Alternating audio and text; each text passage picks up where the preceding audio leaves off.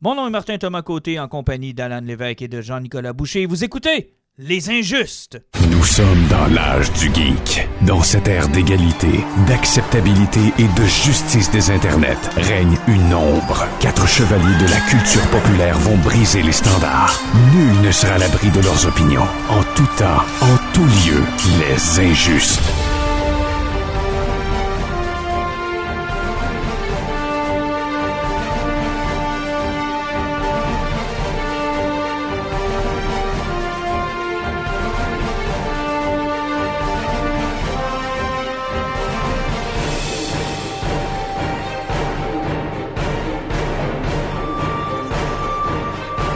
Messieurs, bonsoir. C'est quoi ça, les injustes? C'est quoi Les Injustes?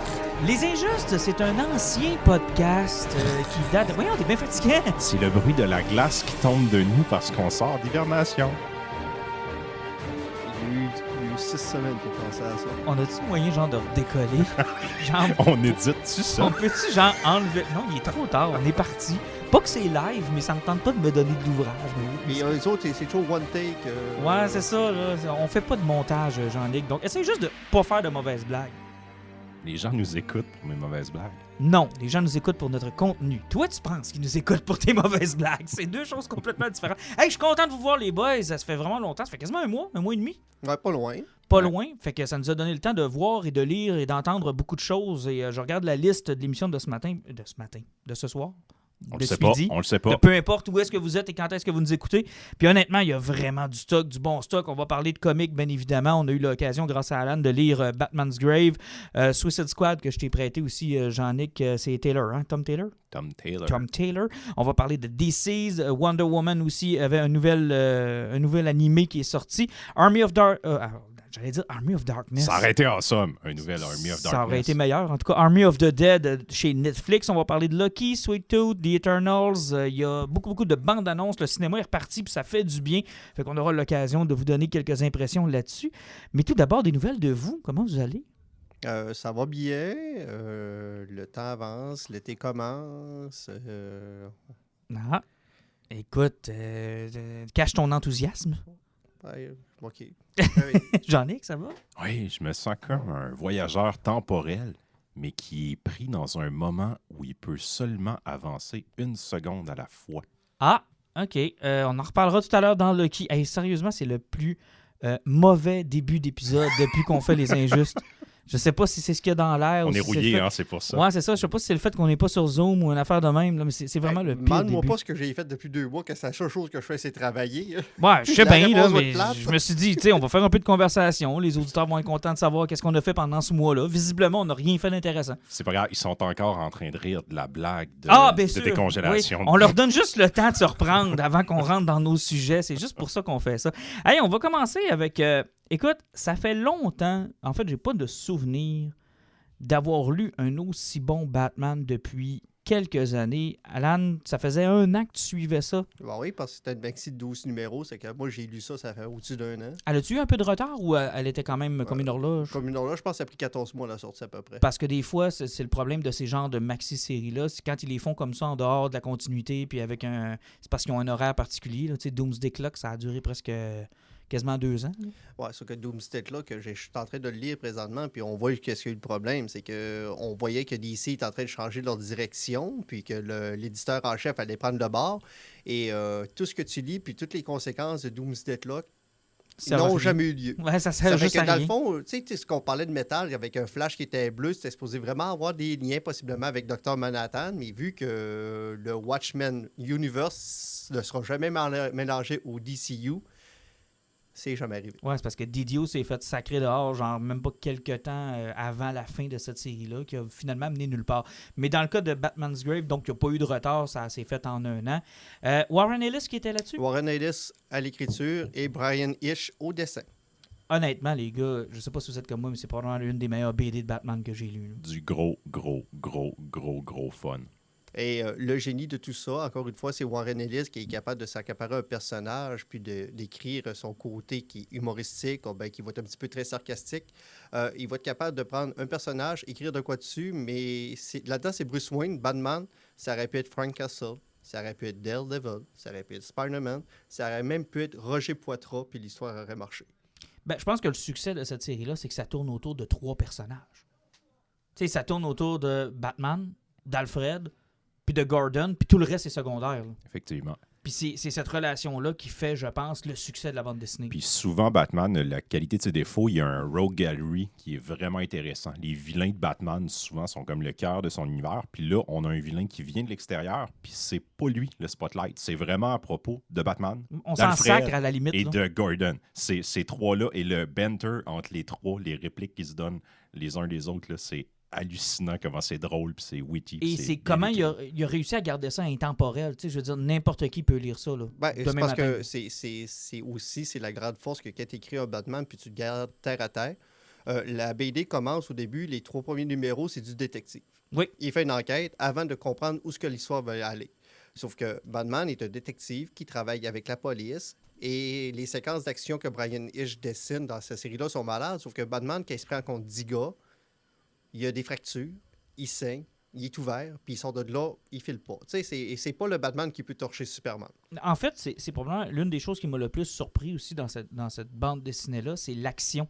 Parce que souvent, il y a du remplissage. Là. Tu sais, des fois, il y a des artistes qui réussissent pas à rendre très bien l'action, qui réussissent pas à en faire une narration. Tu sais, tu checkes les images, puis même toi, des fois, t'es mêlé de savoir à qui donne T'es un perdu, punch. ça te prend le dialogue quasiment pour suivre le combat. Tu sais. Presque. Ou encore, il est fucking inintéressant.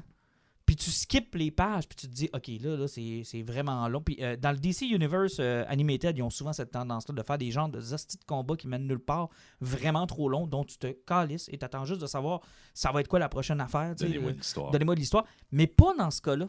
C'est superbement bien dessiné. Là. Ben, et juste pour vous mettre peut-être un petit avant-goût, si vous avez lu Ultimate dans le temps, Oui, c'est Brian Hitch qui était derrière ça. c'est vrai, c'est vrai. Puis c'est très bon. C'est vrai que ça fait un peu penser à ça. Et pour vous donner une idée du style d'écriture, Warren Ellis, présentement, c'est lui qui travaillait sur la série de Castlevania, qui est extrêmement populaire sur Netflix et qui a une qualité d'écriture qui est très, très forte aussi. Puis la manière qu'il a réussi à s'approprier cet univers-là, ben, il le fait aussi avec Batman. Tu sens sa touche, qui comprend, puis qui aime les personnages. Puis moi, c'est drôle, tu parles de l'action. Ce que j'ai trouvé le plus intéressant dans la série, ça m'a fait penser un petit peu aux jeux qu'ils ont fait de Telltale's Game, où il y a une grosse partie du jeu qui est justement Batman, qui est un détective. Puis on voit ces moments-là. Puis il a trouvé une twist tellement intéressante. D'habitude, quand on voit, genre, je sais pas, une scène de crime, puis un détective qui va arriver, le détective, c'est une trope qu'on voit souvent au cinéma, il va se mettre dans la tête du tueur, Ouais. du criminel. Un peu à la Puis- Sherlock. là. Puis il reconstitue. Et là, Batman, lui, se met dans la tête de la victime. Oui. Puis ça marche avec le personnage parce qu'il se voit comme ça, Batman. Il se voit comme, tu sais, le petit garçon qui a perdu ses parents, c'est une victime du crime. Donc, il se remet toujours dans la tête de celui qui est la victime. Puis il essaie de penser comment ça s'est passé, comment il est allé chercher une arme, comment il s'est défendu, pourquoi il s'est caché, pourquoi la personne lui en voulait. Et c'est tellement brillant comme twist. Puis c'est tellement cool comment il amène ça, puis comment Batman reconstitue les événements avec cette twist-là. Et tu sais, Alan, ça arrive souvent dans le comic de Batman que Batman a affaire à aller à Arkham. Ok, c'est un grand classique d'envoyer Batman à Arkham puis de laisser sous-entendre qu'éventuellement Batman va finir là ou de faire des parallèles. Puis souvent, c'est fait de façon maladroite, mais cette séquence-là Et tellement dans drôle. Arkham, c'est du génie. Ben, c'est parce que, encore une fois, Warren Ellis, c'est un gars qui a écrit beaucoup de BD. Le Thunderbolt chez Marvel, dans le temps, dans l'époque où Norman Osborn était devenu le directeur. Mhm. C'est lui qui avait écrit ça, puis il avait très bien saisi Norman Osborn. Avec tout le côté personnalité des personnages, il est toujours capable de le maîtriser. Puis c'est un gars qui maîtrise le dialogue aussi. Donc, il est très brillant dans ce qu'il écrit, puis il n'y a jamais un de ses mots qui est inutile dans tout ce qu'il écrit. Même dans ses romans, c'est la même chose, tout est calculé. Tu me disais, Alan, parce que je te disais qu'il allait avoir une version chez Urban Comics, tu me disais sacrilège de lire ça en français. N'empêche que pour les auditeurs qui lisent pas beaucoup de comics, là, puis qui voudraient y avoir accès pareil, parce que tant qu'à moi, là, c'est dans la même, je sais pas si vous êtes d'accord avec moi, les gars, même section que Long Halloween dans ma tête. là. Ah oui, absolument. Oui, tout simplement. Moi, là, Mais c'est à Long ce Halloween, point-là. habituellement, on le conseille parce que tu sais, c'est comme ça explique un peu les débuts. Puis tout ça, c'est une histoire qui est comme intemporelle. Tu Ah peux oui, lire oui. ça à peu près n'importe quand. là. N'importe où. Tu as besoin de savoir que Batman est Batman, qu'il y a une Batmobile, que Gordon est le chef de la police. Qu'il y a bien de l'argent, qu'Alfred est au courant, puis que Gordon se t'es- tient avec. T'as juste besoin de ça. Fait que tu sais, tu croises un jeune secondaire 4-5, mettons, là. Tu Ouais. te dis, hey, tu veux commencer le comic, mon grand, t'aimes Batman? Tiens, Ben, exactement. Puis aussi, comme je disais, vu que c'est un Batman qui est humain, qui n'est pas surhumain, c'est facile de créer un lien avec le personnage. Tu n'as pas besoin de connaître le reste du DC Universe parce qu'il n'y a jamais rien qui est approché Non, là-dedans. absolument pas. Tout est très terre à terre. Puis même au niveau du vilain, où est-ce qu'on s'en va, c'est... Non, ça, c'est spécial aussi. Je ne veux pas trop en donner parce Ouais, que j'aimerais ça que les gens le lisent. parce que ça prend du temps avec le twist soit dévoilé. C'est Puis ça. c'est tellement intéressant. Puis l'idée... Puis, tu sais, puis même de la façon qu'il découvre ce qui s'est passé, c'est Alfred qui explique ce qui s'est passé. Puis tout est brillant. De la façon qu'Alfred est emmené là-dedans. Tu sais, Alfred, c'est le majordome, mais c'est le boss de la maison. Oui. Puis quand Bruce Wayne fait une niaiserie, il te le ramasse, mais c'est toujours baveux, edgy. Ben, justement, tantôt, Jean-Luc parlait de Castlevania. Si vous écoutez la série Castlevania, un des points forts, c'est que les deux personnages ont un dialogue. Ouais. C'est vulgaire. Ça, on ne faut pas se le cacher. Warren Ellis aime être vulgaire. C'est vulgaire. Puis là-dedans, c'est que lui, ils sont directs. Ils s'envoient pratiquement chier, mais de façon intelligente. Mais c'est tellement drôle. La relation Alfred-Batman est assez surprenante parce que c'est pas une relation... En fait, c'est une relation qui fonctionne, mais qu'on ne voit pas souvent. Effectivement, Alfred qui mène le bateau. Exact. Pour vous donner une idée du Alfred, là, c'est un mélange entre celui qu'on voit dans le Snyderverse Oui. avec celui qu'on a dans la série Gotham. Moi, il m'a fait penser un peu à celui de Michael Caine. Un peu pince sans rire, toujours avec une blague prête. Ouais, mais Michael Caine n'inspirait pas le côté militaire. Non, il n'y a pas le côté militaire. Ça, mais le côté pince sans rire, le côté genre, hey, tu peux boucher tout le monde, sauf moi. T'sais, moi, je sais qui tu es. Même toi, tu sais pas t'es qui. Moi, je sais t'es qui.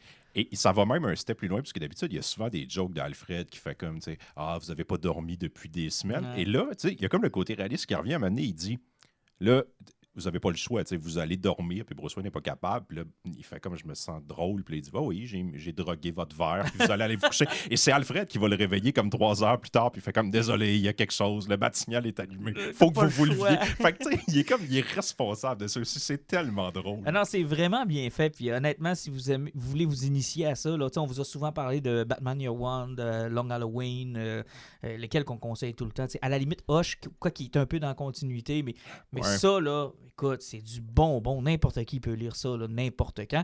Et je te l'ai pas demandé avant qu'on enregistre, mais y a-tu un autre projet de prévu ou ben il a fait ça puis that's it? Warren Ellis, c'est un agent libre. OK, mais je veux dire, sur Batman, il a touché puis merci, bonsoir. Tout simplement, comme Okay. il a fait du Marvel pendant une fois de temps en temps. Lui, c'est un, comme je disais tantôt, ça s'adapte à n'importe quoi. C'est que lui, il a essayé de vendre un pitch. Mm-hmm. Quelqu'un l'a accepté. Ils ont fait ça fitterait avec Batman. Moi, je vais le faire avec Batman. Pas essayer, c'est parce que lui, il a dû pitcher une idée parce qu'il a fait beaucoup d'images. Puis c'est souvent des projets indépendants qu'il fait. Mm-hmm. C'est un gars qui écrit beaucoup de romans. Honnêtement, là, si Warren Ellis vous intéresse, n'importe quoi, allez tomber dans ses romans. Si vous êtes capable de tomber sur Crook Little Veins, là, ça, c'est l'histoire de détective qu'il faut qu'il résoudre une énigme avec des extraterrestres. Puis ce gars-là, il est engagé parce que s'il y a une bad luck qui pourrait y arriver, c'est à lui que ça va arriver. OK, cool. Je savais pas, par exemple, pour les romans. Il touche à tout. Honnêtement, puis il est plus accessible que Neil Gaiman. Ouais, Neil Gaiman, j'y donne beaucoup de chance. Des fois, j'aime. Des fois, je le perds. Des fois, c'est un peu mon Grant Morrison. Ouais, c'est parce que c'est un monstre. C'est parce que créativité. c'est un raconteur d'histoire, Neil Gaiman. Mm-hmm. C'est pas toujours facile. Mais sauf que Warren Ellis, c'est vraiment plus grand public. Plus accessible. Puis aussi, puis il écrit aussi un langage qu'on parle plus. Ouais. Avec beaucoup de funk et compagnie. Oui. Pour répondre à ta question, là, c'est un Batman qui n'est pas désagréable. On a pris Tower of Babel. Dans nos commandes cette semaine, tu l'as pas lu encore, mais t'as peu même que tu le lis. C'est là que ça a commencé. C'est le Batman désagréable. Mais c'est là que ça a commencé. Ouais. Je veux dire, moi, je me rappelle de cette run-là parce que je l'avais suivi un peu en parallèle. Puis à partir de ce moment-là, on était sur la tangente de Omac, là.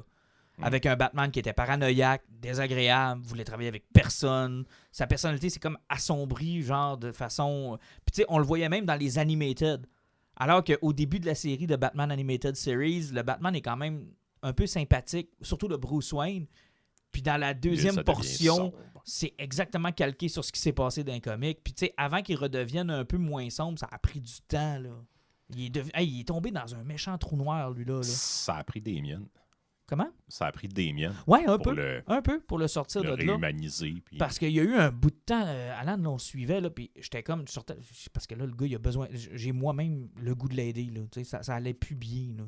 Il n'y a plus rien qui fonctionnait dans son univers. Ils sont comme allés trop loin dans ce côté-là. On dirait qu'ils ont voulu, genre, puis Frank Miller l'avait fait aussi, de se débarrasser du Batman d'Adam West. Là, Mais là, ils l'ont mitraillé. Ouais, c'est ça. Ils l'ont pas juste mis de côté, genre, ils ont sorti ils l'ont tassé. Il y a un côté le fun au personnage qu'il ne faut pas perdre. En tout cas, Warren Ellis, il l'a clairement compris. Il l'a compris. Et puis peut-être juste, regarde, un petit, pour ne pas faire de mauvais jeu de mots, un petit flash, là. L'image du réalisateur du film de Flash sur le batsuit de Keaton. Très cool. J'aime pas que ça ouvre des spéculations au Watchmen Universe. Ouais, à cause du ça fait sang, penser là. à Button un peu. Puis ouais, c'est ça. Ah, mais je constate à dire que c'est peut-être un clin d'œil aussi, parce que quand il s'appelle l'acteur qui jouait le comédien dans Watchmen, ou quelque chose, Dean quelque chose. Là, Dean Morgan. Lui de Walking Dead. C'est parce qu'il a déjà fait le père de Bruce Wayne, puis ça a souvent été parlé que ça se peut être dans Flashpoint, ça peut l'intéresser de faire le Batman de Flashpoint. De Flashpoint, tu sais. Ils ont-tu voulu faire un clin d'œil pour dire qu'ils l'ont ramené puis qu'il va vraiment le faire? T'sais? Ou encore, ils se sont peut-être moqués des fans de Marvel qui, après chaque nouvel épisode, ont une théorie sur un personnage obscur, que c'est sûr que c'est ça. Remember Mephisto, là? Ah, vous avez vu, là, dans tel numéro. Et là, ils ont recommencé. On va en parler plus tard. On va en parler plus tard. Mais ils n'ont rien appris, là.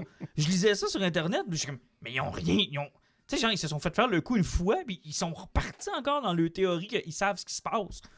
Puis là, je me tapais la tête sur le mur. Je me disais, oubliez ça. Là. Si vous y avez pensé, c'est que c'est assurément pas ça. Non, mais de toute façon, comme je vous ai dit avec Wanda, si vous pensez que ça a une conséquence majeure, vous êtes dans le champ en partant, parce qu'aucune série TV va avoir une conséquence majeure. À part le style de costume du Falcon, c'était une promo pour le prochain film. Ils peuvent pas. Ils veulent pas perdre le public au cinéma. Puis même là, dans le prochain film de Falcon, vu que le film va avoir beaucoup d'argent, ça sera même pas le même costume cheap. En plus. Puis le monde va déjà avoir pensé... vont déjà avoir fait le lien entre la fin d'Avenger Endgame puis le début de ce film-là. Tout simplement. Et ils vont faire comme, oui, c'est vrai, il a donné son bouclier. Mais il s'est passé 6 épisodes entre les deux. Personne ne se rappelle. On a revu Georges Saint-Pierre. Mais moi, très, très excité par ça, de savoir que Keaton va avoir le batsuit, parce que c'était le gros point d'interrogation quand ils ont annoncé Keaton.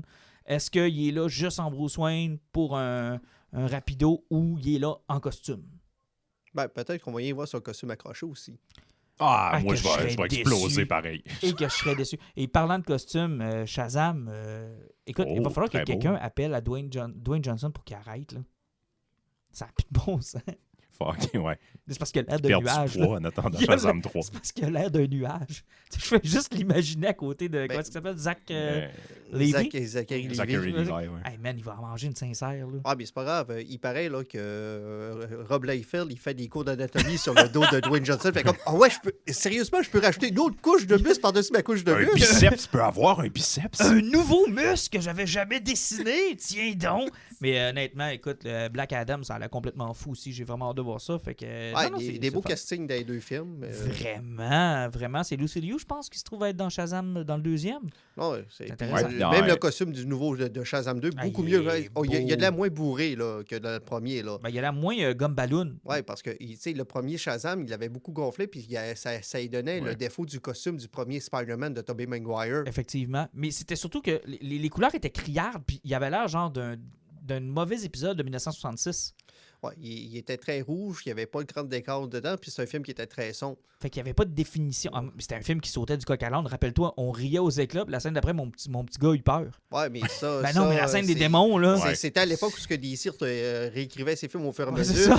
Puis vu que ça a été filmé avec 2 sets d'acteurs différents, on dirait que ça a été 2 réalisateurs différents par moment. Il aurait fallu qu'ils mettent la date en dessous de quand ils ont filmé cette scène-là. OK, là, la prochaine scène que vous allez voir, c'est pendant qu'on était sur Batman v Superman. OK, là, celle-là, c'est quand Josh Whedon est arrivé. Ouais. Celle-là, c'est.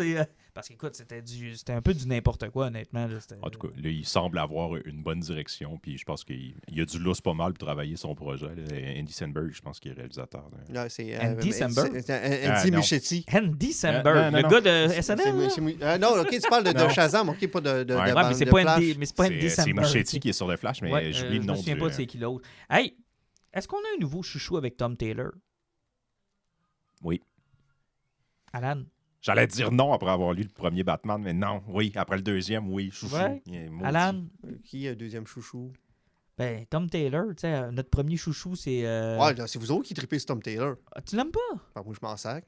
Comment ça, tu t'en sacs? Il est bon? OK, oui, mais c'est ça. C'est un auteur, c'est Ouais, correct. mais on dirait que tout ce qui touche ces temps-ci Ça, m'allume c'est un peu. probablement un des meilleurs auteurs qui travaille présentement. Chez T'sais, DC, là, c'est pas pour rien que il là, est il est rendu partout, avec là. 15 séries en même temps. Là. Ouais, Oui, je là, pense il qu'il- y a ce point-là. Tu sais, Bendis a eu ce problème-là à un moment donné où il était sur tout ce qu'il y avait de projet, puis à un moment donné, tu sais. Mais Tom Taylor a travaillé beaucoup avec James Tynion Ford aussi. Oui, effectivement. Puis à un moment donné, tu finis par voir juste ce gars-là. Là, tu sais, le nombre de séries qu'il y a actuellement, c'est quand même assez Parce que là, hallucinant. il là. écrit son Batman, Nightwing. son Nightwing. Il a terminé son Suicide Squad puis son Hellblazer. Il est sur, DC's dans l'univers. DC's, c'est tout Ouais, lui il qui l'a continue fait. là-dessus. Puis DC's, tiens, parlons. Ben, on commence avec Suicide Squad, ben, DC's. DC's, on l'a lu tous les trois. On peut commencer avec ça.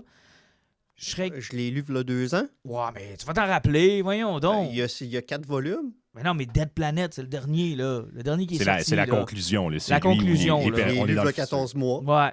T'en souviens pas pantoute? Ça t'a pas Même marqué? trop longtemps. pas marqué? Moi, je lis ça par single. OK? Je n'attends Ouais, pas ouais, que je ça sorte sais. 12 mois plus tard. Ben, il m'en parlait que j'en ai. Les flashs vont te revenir, Alan. Mais je pense que je t'en avais parlé, puis je te disais, ça m'a fait un peu penser à Injustice. Ouais, je me rappelle que quand tu m'en as parlé, tu étais déçu. J'étais vraiment déçu parce que je me disais, là, il faut qu'il règle tous ses problèmes. Il s'est rendu compte qu'il a tué un paquet de personnages. Fait que là, on est avec John Constantine. Puis ce que j'aime pas de John Constantine, c'est que tu peux tout y faire parce que c'est pardonnable, parce que c'est lui. Oui.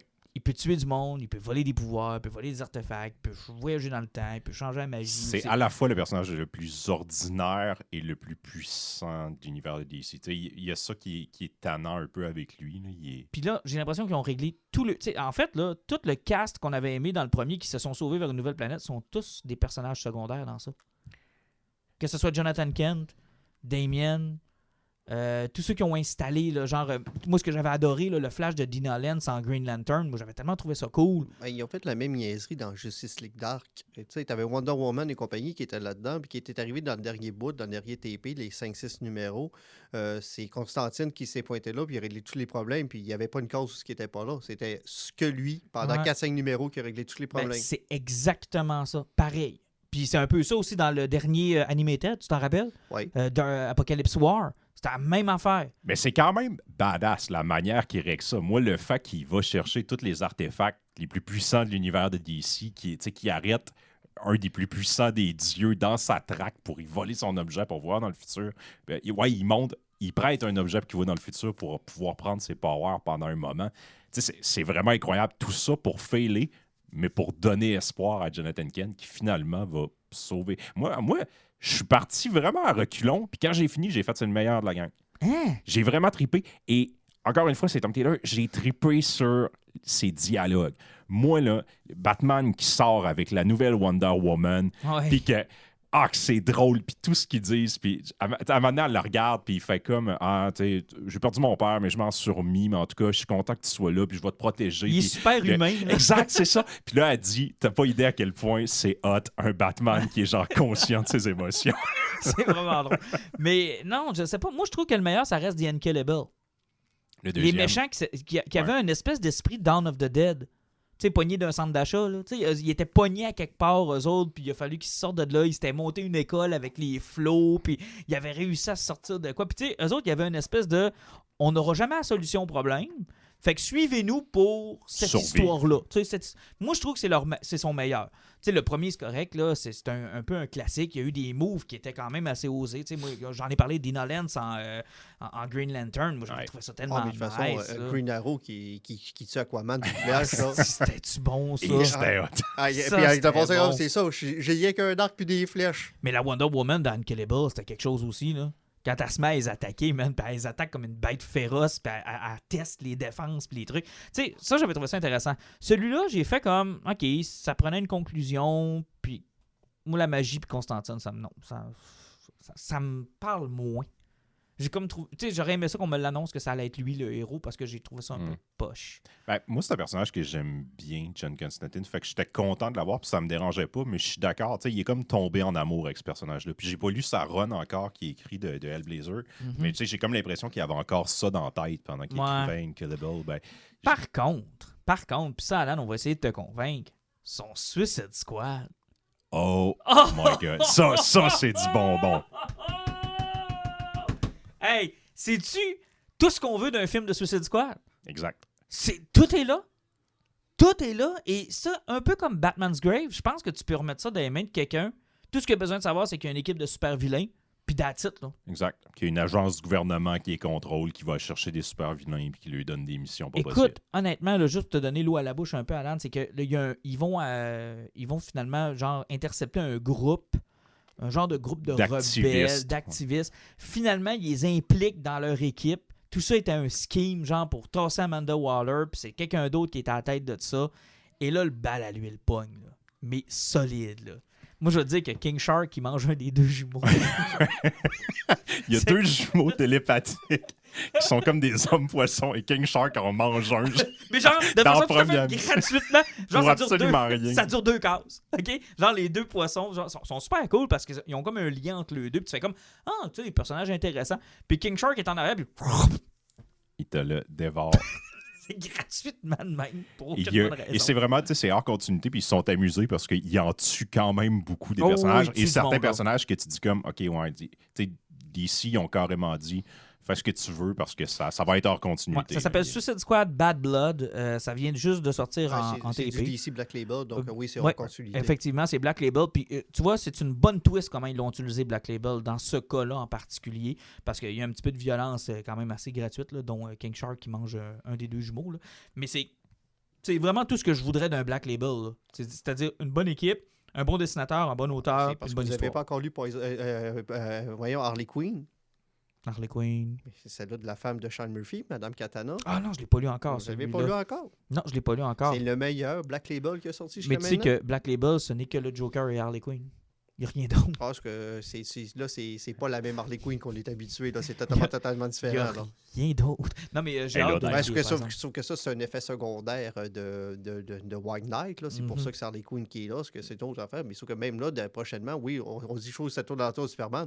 Le prochain projet qui sort possiblement ce mois-ci, que ça commence, le Superman Lobo, ça a l'air. Ça a l'air nice. Ça risque d'être le fun. L'as-tu pogné? Oui, c'est sûr que j'ai pogné ça. Ça a vraiment l'air cool aussi, ça. Mais sur Suicide Squad Bad Blood, si vous voulez pogner ça, là, moi, ça a été un petit bijou. Là. J'ai vraiment aimé ça. Et encore une fois, plus tu connais l'univers de DC, plus tu vas avoir du fun à cause des clins d'œil, mais l'histoire se tient parfaitement par elle-même. Puis, tu vas, bon, une autre affaire dont Alan ne se souvient pas, Wonder Woman en animation. Ah, je me rappelle un peu, je me suis rappelé que... Wonder Woman, c'est Justice Society. C'est Justice Society. Pourquoi j'ai marqué Wonder Woman? C'est Justice parce Society. qu'à côté du bout du ciel, on voyait le bras de Wonder Woman. Oui, que tu l'attendais j'étais tellement content de le voir. C'est un personnage qui est important dans le film. C'est parce que quand tu me disais ça, Wonder Woman, je me posais des questions, je me mêlais, que je me rappelle, c'est le Flash qui voyage dans le temps. Ça n'a pas rapport avec Wonder Woman. Okay, ouais, exact. De ce que je comprends, c'est qu'on est encore dans cette nouvelle continuité qu'on tente d'établir. Non, c'est plus nouveau. Les films sont tous indépendants maintenant. Ils sont tous indépendants parce que le Superman qui est là, c'est pas le même que Man of Tomorrow. Parce que j'avais comme vu un... Ouais, le style d'animation est semblable, mais c'est pas la même chose. OK, j'étais convaincu, moi, qu'il recommençait à lier tout ça ensemble. À cause Enter the Dragon, comment vu que ça soit... Ah non, ça, c'est impossible à lier. T'as tout à fait raison. Le prochain va être Long Halloween. Ouais, Long Halloween, c'est... En deux parties, Long Halloween. Oui, effectivement. Ça fait que ça n'a aucun lien. Là. Il remélange plus tout ça. OK, mais en tout cas, celui-là, je l'ai vraiment apprécié. Effectivement, la façon que ça commence, c'est très simple. Il y a une bataille, je pense que c'est à Metropolis. Oui. Tout le monde est en train de se faire torcher. Par Brainiac. Par Brainiac qui est en train de torcher tout le monde. Superman se fait sniper par Brainiac. Donc, Superman va mourir parce que c'est une balle de kryptonite. T'as Barry Allen qui utilise sa technique habituelle, court plus vite. Barry court plus vite. Et encore une fois, il court trop vite. Ça fait qu'à place de rattraper la balle, il voyage dans le temps. En fait, lui pense qu'il voyage dans le temps. Mais il a changé de dimension. Mais il a carrément changé. Il est carrément en multivers. Là. Il est carrément dans une autre terre. Et c'est vraiment intéressant la twist qu'ils ont faite puis la façon dont ils l'ont amené. Ça nous permet de se mettre en... Puis Dr. Fate est super important là-dedans aussi. C'est lui qui va révéler tout comment ça fonctionne. Puis il y a Superman qui est là-dedans aussi, mais comme qu'on découvre un peu plus tard. Puis honnêtement, j'ai vraiment eu du twist fun. de Superman est super intéressante. Oui.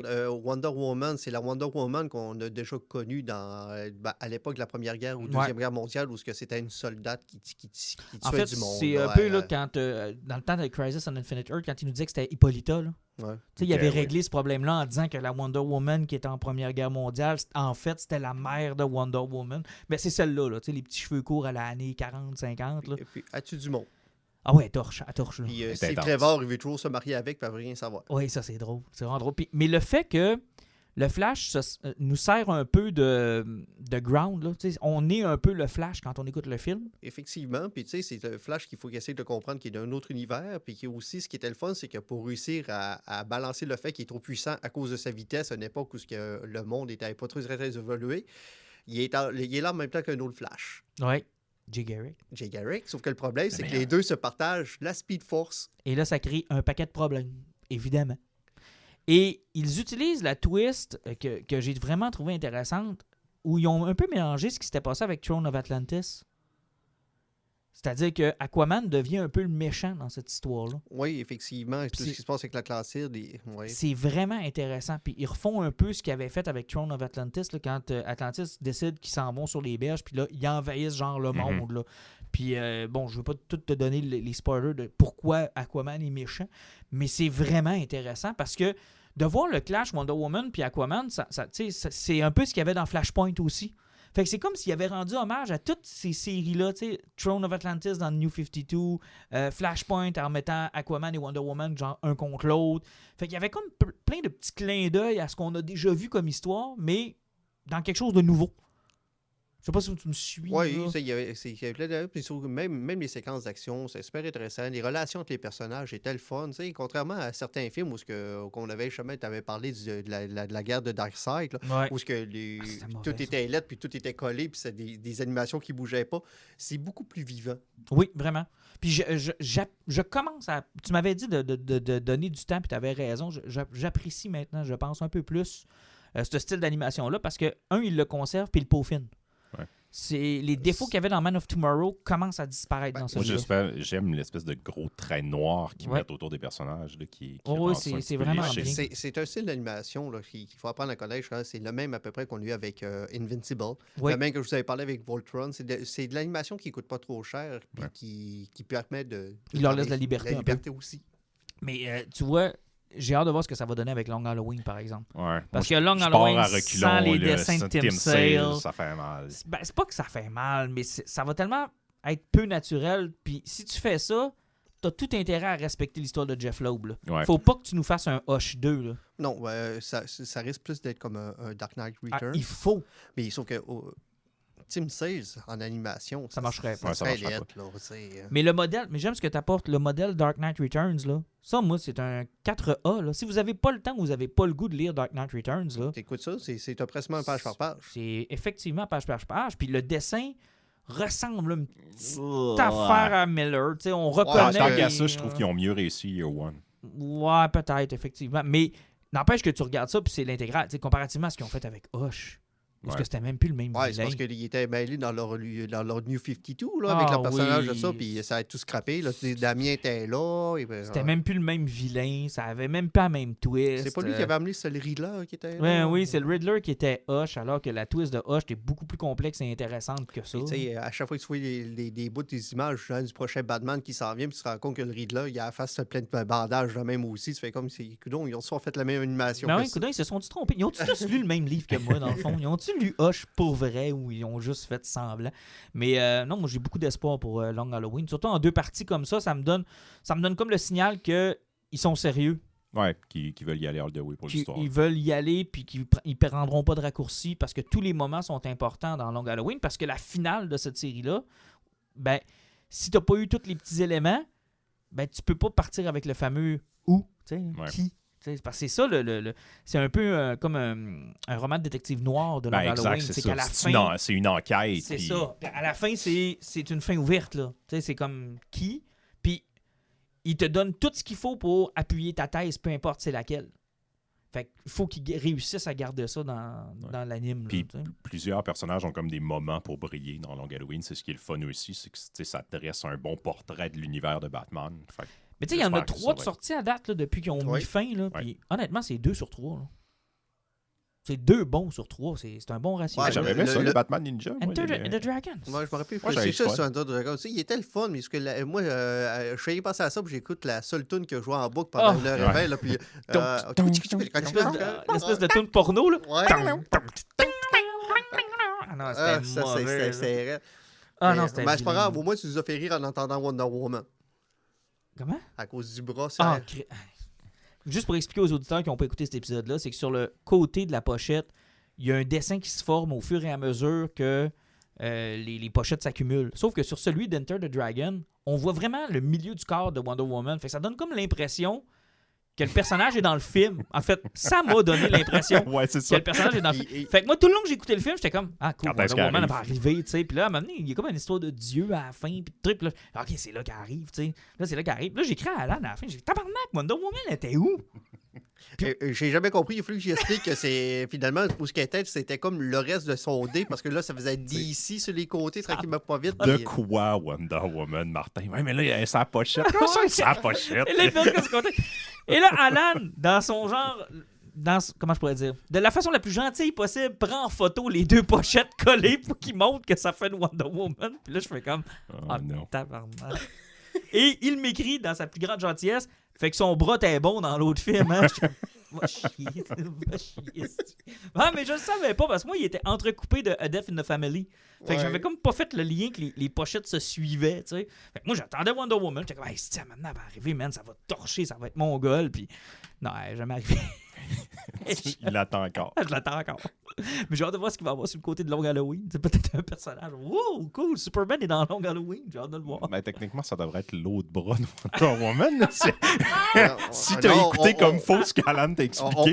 On lui dans Justice Society, son Ouais, c'est ça. Son bras. bras, ok, son ok, bras, il est fini. ok. Là. Il reste. On l'ira ailleurs. Là. Là, il y a un autre personnage qui s'en vient que j'ai Ok, hâte de voir. ok. Mais bon, non, moi, je pense que c'est 2 sur 3. Honnêtement, là, c'est un bon départ. Oui, très bon. Vraiment un bon départ. Puis j'espère qu'ils vont garder cette ligne-là parce qu'ils sont en train de bâtir quelque chose de solide. Ils reviennent un peu à ce qu'ils faisaient au début. Ouais, ça dépend qu'est-ce qu'ils veulent écrire sur le côté de leur boîte. Là. S'ils veulent écrire DC Animated Universe, on Ça est va loin être du long, compte. hein? Là. Ça va être long en esti. Mais s'ils veulent juste écrire DC, il en reste plus beaucoup. Hein. Ah, il en reste un. Il en reste un, puis c'est fini. Fait que on verra ça en temps et lieu. Netflix a sorti un film original de Zack Snyder. Qui? Schneider? Snyder. Monsieur, Qui, lui? Monsieur Cott. Monsieur Cut. Ouais, Mais c'est là, ça, Snyder Cut. Mais là, il nous a assuré que c'était la bonne cote qu'on a vue. Là. OK. Ah ouais, puis Netflix en ont fait un argument de vente. Là. Ils ont même fait un tweet avec ça là, en disant c'est la ultimate cut Ouais, c'est ça. de Zack Snyder. Army of the Dead, avec Dave Bautista, entre autres, comme gros nom pour attirer. Et une trame sonore de Richard Cheese. Puis que j'adore. Qui est le une point actrice fort du ajoutée en CGI du début jusqu'à la fin. Comment? Une actrice ajoutée en CGI Ouais, du début jusqu'à c'est la ça. fin. J'aurais le goût de faire un tour de table parce que ça fait longtemps qu'on n'a pas fait sur un film qu'on a vu ensemble. Vous en avez pensé quoi? Ben, il y avait des images qui étaient cool à la Zack Snyder. Si tu ouvrais tes oreilles pour écouter ce qui se passait, c'était catastrophique de A à Z. Mais il y avait quand même des pas pires d'images. Mais je vais dire, comme plusieurs personnes l'ont dit, Chris, es-tu capable de faire un focus sur sa caméra? Hey, C'est terrible. Moi, mais attends un peu, là. Moi, là, la dernière fois que j'ai eu autant de problèmes avec une espèce de style appliqué à un film, c'était les lens flare de J.J. Abrams dans Star Trek, là, que j'ai jamais compris. Là. Que tu passes le film aveuglé, à faire, voyons, Chris. Voyons. Ouais, dans le deuxième, c'est Ah, pire non. que le premier, Ah, effectivement. c'est mais- terrible comment il y a des lens flare dans ce maudit film-là. Puis l'espèce de flou, j'avais été un peu spoilé comme quoi il y avait du flou. Puis j'ai été content d'être spoilé parce que je me serais probablement... Ça m'aurait gossé. Ouais, c'est fatigant. J'aurais fait comme, voyons, ma TV est-tu correct ou y a-tu un... Puis tu sais, quand tu fais de la photo là, avec un appareil manuel, souvent, là, quand ça arrive, ça gosse, puis là, tu travailles ton truc pour avoir la netteté. J'avais le goût de gosser après ma TV, là. Ça m'a comme un peu déconcentré, là. Mais je sais pas pourquoi il a fait ça. Ouais, c'est pour ça Ouais. d'un style artistique, je sais pas. Ouais, là. il dit que c'est comme un jouet pour lui. Là. Il a trouvé cette caméra-là. Là. Il l'a commandé. Il était content d'avoir cette lens-là pour mettre sur sa caméra. Un genre Puis- de flou. Là. Mais moi, j'ai eu du fun, honnêtement. Moi, c'est- J'étais comme... Quand je l'ai écouté, j'étais comme dans un mood, genre, déconnecté. J'étais avec ma blonde. Tu sais, un film de zombies, ça faisait longtemps que j'avais pas vu ça. Je l'ai parti, puis tu sais, ça part avec Viva Las Vegas, avec un montage qui, en passant, je veux pas voler le punch à Pitch Meeting, mais tu sais, c'est la seule fois qu'il utilise la crise de scie mécanique qui est trop cool, puis après ça, il l'utilise plus du film. là. Ouais, puis c'est la seule fois qu'il utilise comme le setting de Vegas aussi. là. Ouais. C'est la seule fois que tu as l'impression que le film Qui se est à passe à Vegas. Puis là, t'as l'espèce de chanson de Presley qui est Ouais. chantée par Richard Cheese. Puis là, j'ai regardé ma blonde, je disais, ah, OK, on va avoir genre... Tu sais, on va avoir Ça le va être le zombie... fun. Le bout de Zombieland un peu, là. Tu sais, ça va être le fun. J'ai trouvé qu'il y avait juste une demi-heure de trop dans ce petit film-là. Mais 2h30, c'est long. À un moment donné, Ben, c'est parce qu'il y a une belle ouverture. La prémisse pour présenter les personnages qui commence à être classique un peu depuis Suicide Squad, même et compagnie. Il y a trop d'emphase sur les présentations avec des tunes, des personnages. Et que, on les voit faire ce qu'il est en train de dire. Là. Lui, il est rebelle. Puis là, tu le vois en train de faire quoi de rebelle. Puis ça fait comme, OK. Oui, ça devient un petit peu redondant, mais puis tu sais, c'est surtout de la façon qu'il montre la team, puis sur le pourquoi. Puis tu arrives après avec c'est la fille de Dave Bautista qui est là, qui veut absolument s'incruster pour aller sauver sa meilleure amie dans une ville de zombies. Ouais. Puis que les zombies ont choisi rien que cette fois-là de pas prendre des otages. On ne sait pas pourquoi, il n'y a pour aucune raison. Ils ont il y a beaucoup d'éléments comme ça. Mais cette fois-là. Ah, mais tu sais, même à la fin, justement, sa fille est partie à l'autre bout de la ville, puis ils partent en hélicoptère le rattraper. Hey, le zombie a descendu 200 étages, il a pris son poney, puis il a rattrapé l'hélicoptère. Il a rattrapé l'hélicoptère à cheval. Mais il a fallu qu'il descende à pied. Moi, c'est quand je l'ai vu arriver dans le couloir de la bâtisse, je disais, mais non, mais voyons donc, Chris, c'est quoi il a fait? Il s'est catapulté. Il y a le pouvoir de Jason Voorhees. C'est qu'il peut se téléporter tout le temps. Ça a toujours été le problème de Zack Snyder qu'il écrit. Il est victime de ces séquences qu'il veut mettre. Il pense pas à l'entre-deux. Ben, c'est-tu avec vous autres qu'on parlait de tableaux?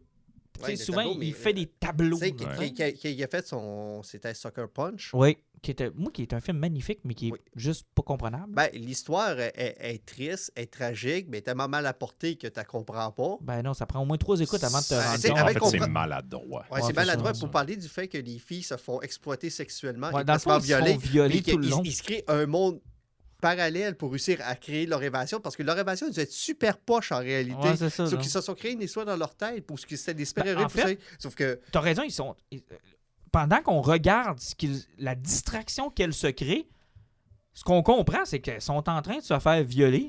Oui. Puis quand tu comprends ça, là, c'est tordu quand tu l'écoutes. Puis la problématique, c'est que lui, il le présente comme un film féministe en montrant que ces femmes-là sont capables d'être fortes et qu'ils contrôlent leur univers, mais il les exploite et les sexualise dans leurs fantasmes à eux, qui sont un fantasme. Il est fait... T'sais, si pour lui, la liberté de la femme, c'est qu'elle est capable de penser à autre chose pendant qu'elle se fait violer, on n'est pas bien avancé. Ouais, là. Non, c'est... Je veux dire, les femmes sont fortes. Lorsqu'elles se font violer, elles peuvent imaginer autre chose. On va dire que le film est beau et que les scènes d'action sont... Le film est magnifique. Ça a été le problème avec Army of the Dead. C'est que toutes ces séquences d'action fonctionnent, les plans d'action fonctionnent, mais le A, B qui mène à C, ça fait pas de sens. Puis des scènes d'action qui fonctionnent, ça perd son sens quand l'histoire puis les personnages sont plates, puis c'est le problème là-dedans. Puis écoute, moi je trouve qu'il y a tellement de bonnes idées dans le film, mais qui sont soit pas exploitées par tout ou laissées tomber. Tu sais, la scène la plus fun, selon moi, c'est quand il envoie le zombie à leur place pour aller chercher le coffre. Parce que, tu sais, il y a comme... c'est ce concept-là, c'est un heist movie, un film de vol et aussi un film de zombies. Puis, tu sais, finalement, ça réussit pas à être un bon ni un ni l'autre, mais ce moment-là est drôle. C'est une bonne idée, ça. Puis, genre, il envoie un zombie, il se fait éclater, puis là, finalement, il envoie un zombie, puis il veut pas y aller, il essaie de les manger. Fait qu'ils mettent une main au micro-ondes pour qu'elle chauffe. Il y a comme plein de... Tu sais, c'est des bonnes idées, c'est drôle. Puis c'est comme... Ça reste flat de même. Puis c'est... enseveli là, dans des conneries scénaristiques comme ça faisait longtemps que j'en avais pas vu. Hey, la fille là, qui est avec le personnage que tout le monde dit c'est un vilain, il va nous trahir depuis le début, puis que tu te dis c'est tellement con que genre il va avoir un twist, il ne trahira pas ou jamais je créerai que ça va être aussi con. Et non, c'est aussi con que ça. C'est rien que c'est lui, il est trahi. Mais juste avant que tu arrives à ce bout-là. Il trahit la fille, puis là, elle se fait pogner, puis là, elle saute à travers la fenêtre. Puis elle lui dit pas. Puis elle lui dit, tu sais, sauvez-vous. Pourquoi sauvez-vous? Les personnages sont là, ils la regardent se faire manger. Il n'y a rien qu'à avancer. Ils ont toutes des guns. Il n'y a aucune raison pourquoi les personnages font rien. Aurait pu aussi se rendre très utile et dire ce gars-là est un crosseur. Oui, exact. Ce qui aurait été une bonne idée. Mais tu vois, ça, là, c'est un des problèmes que j'ai, c'est que souvent, là, il dit j'ai une bonne idée. Puis on aurait pu faire un film avec ça, mais finalement, je vais juste dropper l'idée puis je vais passer à autre chose. Ça va être un film d'un gars qui est trahi. Bon, finalement, il va trahir juste cette fois-là. La fille va revenir. OK, j'abandonne. Oh non, il va avoir une loupe temporelle. Ouais. Ah oui, quand ils arrivent, ils sont déjà allés là. Puis, mais finalement, j'ai une autre idée. Finalement, ça va être genre, tout est détruit, mais il en reste un patient zéro. Mais non, tu sais, j'irai pas là. Puis même ça, on commence le film en présentant 2 ovnis. Ouais. Puis on montre que les zombies ont presque des allures de robots ou sinon ils ont comme une espèce de mutagène fluorescent dans la tête. Puis il y a 2 classes de zombies. Ce que je trouve qui est une idée sympathique, mais on nous explique pas Comment tu fais pour être dans une classe de zombies? T'sais, quand est-ce que tu deviens un zombie genre classe 1 puis que tu deviens un classe 2? Oui, Martin, puis... on est comme dans Game of Thrones, il y a les bébés bleus. Ah, Tu sais, ce moment, encore là, une idée qui ouais. est comme, elle laisse là, hein, OK, des bébés bleus zombies. Ouais, mais c'est parce qu'il va y avoir des dessins animés, d'autres filles. Puis elle est enceinte en plus. Hein? Ah, j'avais fait ça dans Ouais. Dawn of the Dead, Mais c'était creepy, moi, ça je vais le me refaire. donnait l'impression, là, particulièrement, mettons, les robots. Là, c'était comme, je vais mettre ça là, je développerai pas. Puis comme ça, là, si ça devient un univers, puis que dans 2-3 films, on l'utilise, finalement, c'est des robots, on va pouvoir dire, genre, c'était prévu depuis le début. oui, Zach, il avait mis la preuve. Ouais, mais- Il a pas mis la preuve, c'est pas développé, c'est pas dit. Il a bien garoché, genre, le sync au complet de ses idées. Comme ça, il s'est dit, peu importe ce qu'on va faire avec ça plus tard, je vais tout le temps avoir laissé une trace de ça. Genre, c'était pensé depuis le début. C'est pas pensé, c'est pas développé. C'est rien que c'est garoché là pour absolument rien dans le film. Ouais, Oui, effectivement. parce que même l'histoire du vol, Ouais. elle sert à rien, puis elle n'a aucun but. Elle n'a aucun but. Oui. C'est vrai. Elle C'est n'a vrai. aucun but. L'histoire du vol ne sert à rien. Arrêtez, il y avait rien besoin d'envoyer 2 gars, son crosseur avec un autre militaire, Exact. puis il coupait la tête d'un zombie, puis il revenait Oui, parce que dans le fond, ce qu'on découvre, c'est que le vol est un prétexte pour aller chercher une tête de zombie, pour avoir une tête de zombie. pour la vendre à l'armée. Alors Tu sais, que. Genre, puis tu sais, il te le présente comme un twist, puis là, t'es supposé faire comme spectateur, tu sais, oh my God, ils se sont fait avoir. OK, mais tu sais, prenons 2 secondes. Pourquoi t'es envoies voler? Pourquoi t'as besoin de convaincre du monde? Je veux dire, paye, c'est ça, 3 gars, envoie-les chercher une tête de zombie, Surtout qu'ils donne-le sont, ses 100 000. sont juste Puis, à la porte en plus. Ils sortent Oui, la ils sont porte. sur le bord. La Queen est tout de suite là, tu sais. Ça aussi, puis même l'idée du vol à la base, qui a été chercher des super génies normalement. Ça, je vais voler à Joe qui a pitch meeting parce qu'effectivement, c'est du sens. Un coffre-fort avec 150 millions de dollars en petites coupures. OK, comment tu fais porter ça à 6, hein? Dans des sacs. Ils remplissent les sacs. La scène d'après, genre, on donne l'impression que le coffre est vide. Je suis comme, Mais tu sais, c'est ça, dans 3 sacs, ça peut pas rentrer. Ça a là. rentré dans Tu sais, 3 sacs. Mais le personnage du gars du coffre-fort, Ah, il était cool. je l'ai adoré. Ben, ça, c'était l'allemand, ça. Ouais, qui a enfermé en Ah, plus le ah, Vous allez gars. être content, il va avoir son propre film, lui. Ah, mais il est pas mort. Ah, c'est un prequel. On va voir qu'est-ce qu'il faisait avant. Mais on s'en crisse, il n'y a pas de zombies. Pourquoi on fait un Hey, prequel de ce regarde-moi pas gars-là? de même, c'est pas moi qui l'ai écrit, T'es c'est sérieux? Zach. Ah oui. Il y a un c'est- prequel de ce gars-là? Ouais. Hey, pourquoi? ben, c'est pas grave. La bonne nouvelle, c'est du Netflix. Ça fait qu'il y en a eu un, ça a cancellé. Ouais, ben, ça Comme à risque peu près de- tout ce qui sort chez Netflix depuis 2 ans. Ouais. Si tu as eu une saison, là, tu l'as écouté, il n'y en aura jamais une deuxième. Mais la Queen était cool, par exemple. Oui, La peut Queen être était correct. vraiment cool. Tu sais, ça, j'ai trouvé ça cool. Mais bon. Bref, plein de bons flashs, plein de bonnes idées. À écouter, genre, le cerveau à off. Oui, Ouais. effectivement, mais tu sais, c'est un des films Netflix qui était, même si c'est ça qui était long, qui avait moins de longueur en écoute, parce qu'il était plein d'action, il déroulait bien. Putain, ça, j'ai mieux aimé The Old Guard. Là. il- Ouais, je sais, c'était cheap. Ben, j'ai eu mais- plus de fun avec The Old Guard aussi. C'était cheap, mais c'était bon. Tu sais, je veux dire, c'était. Puis, c'est pas assez amené. Là. La gang de Red Leader Media ont fait un montage pour montrer à quel point c'est flagrant, mais le film c'est un gros plagiat d'Aliens. Et vous irez voir. Là, c'est Army of the complètement. Dead? Ouais. Ok. Et genre, tu sais, littéralement, quand tu y penses, là, c'est la même.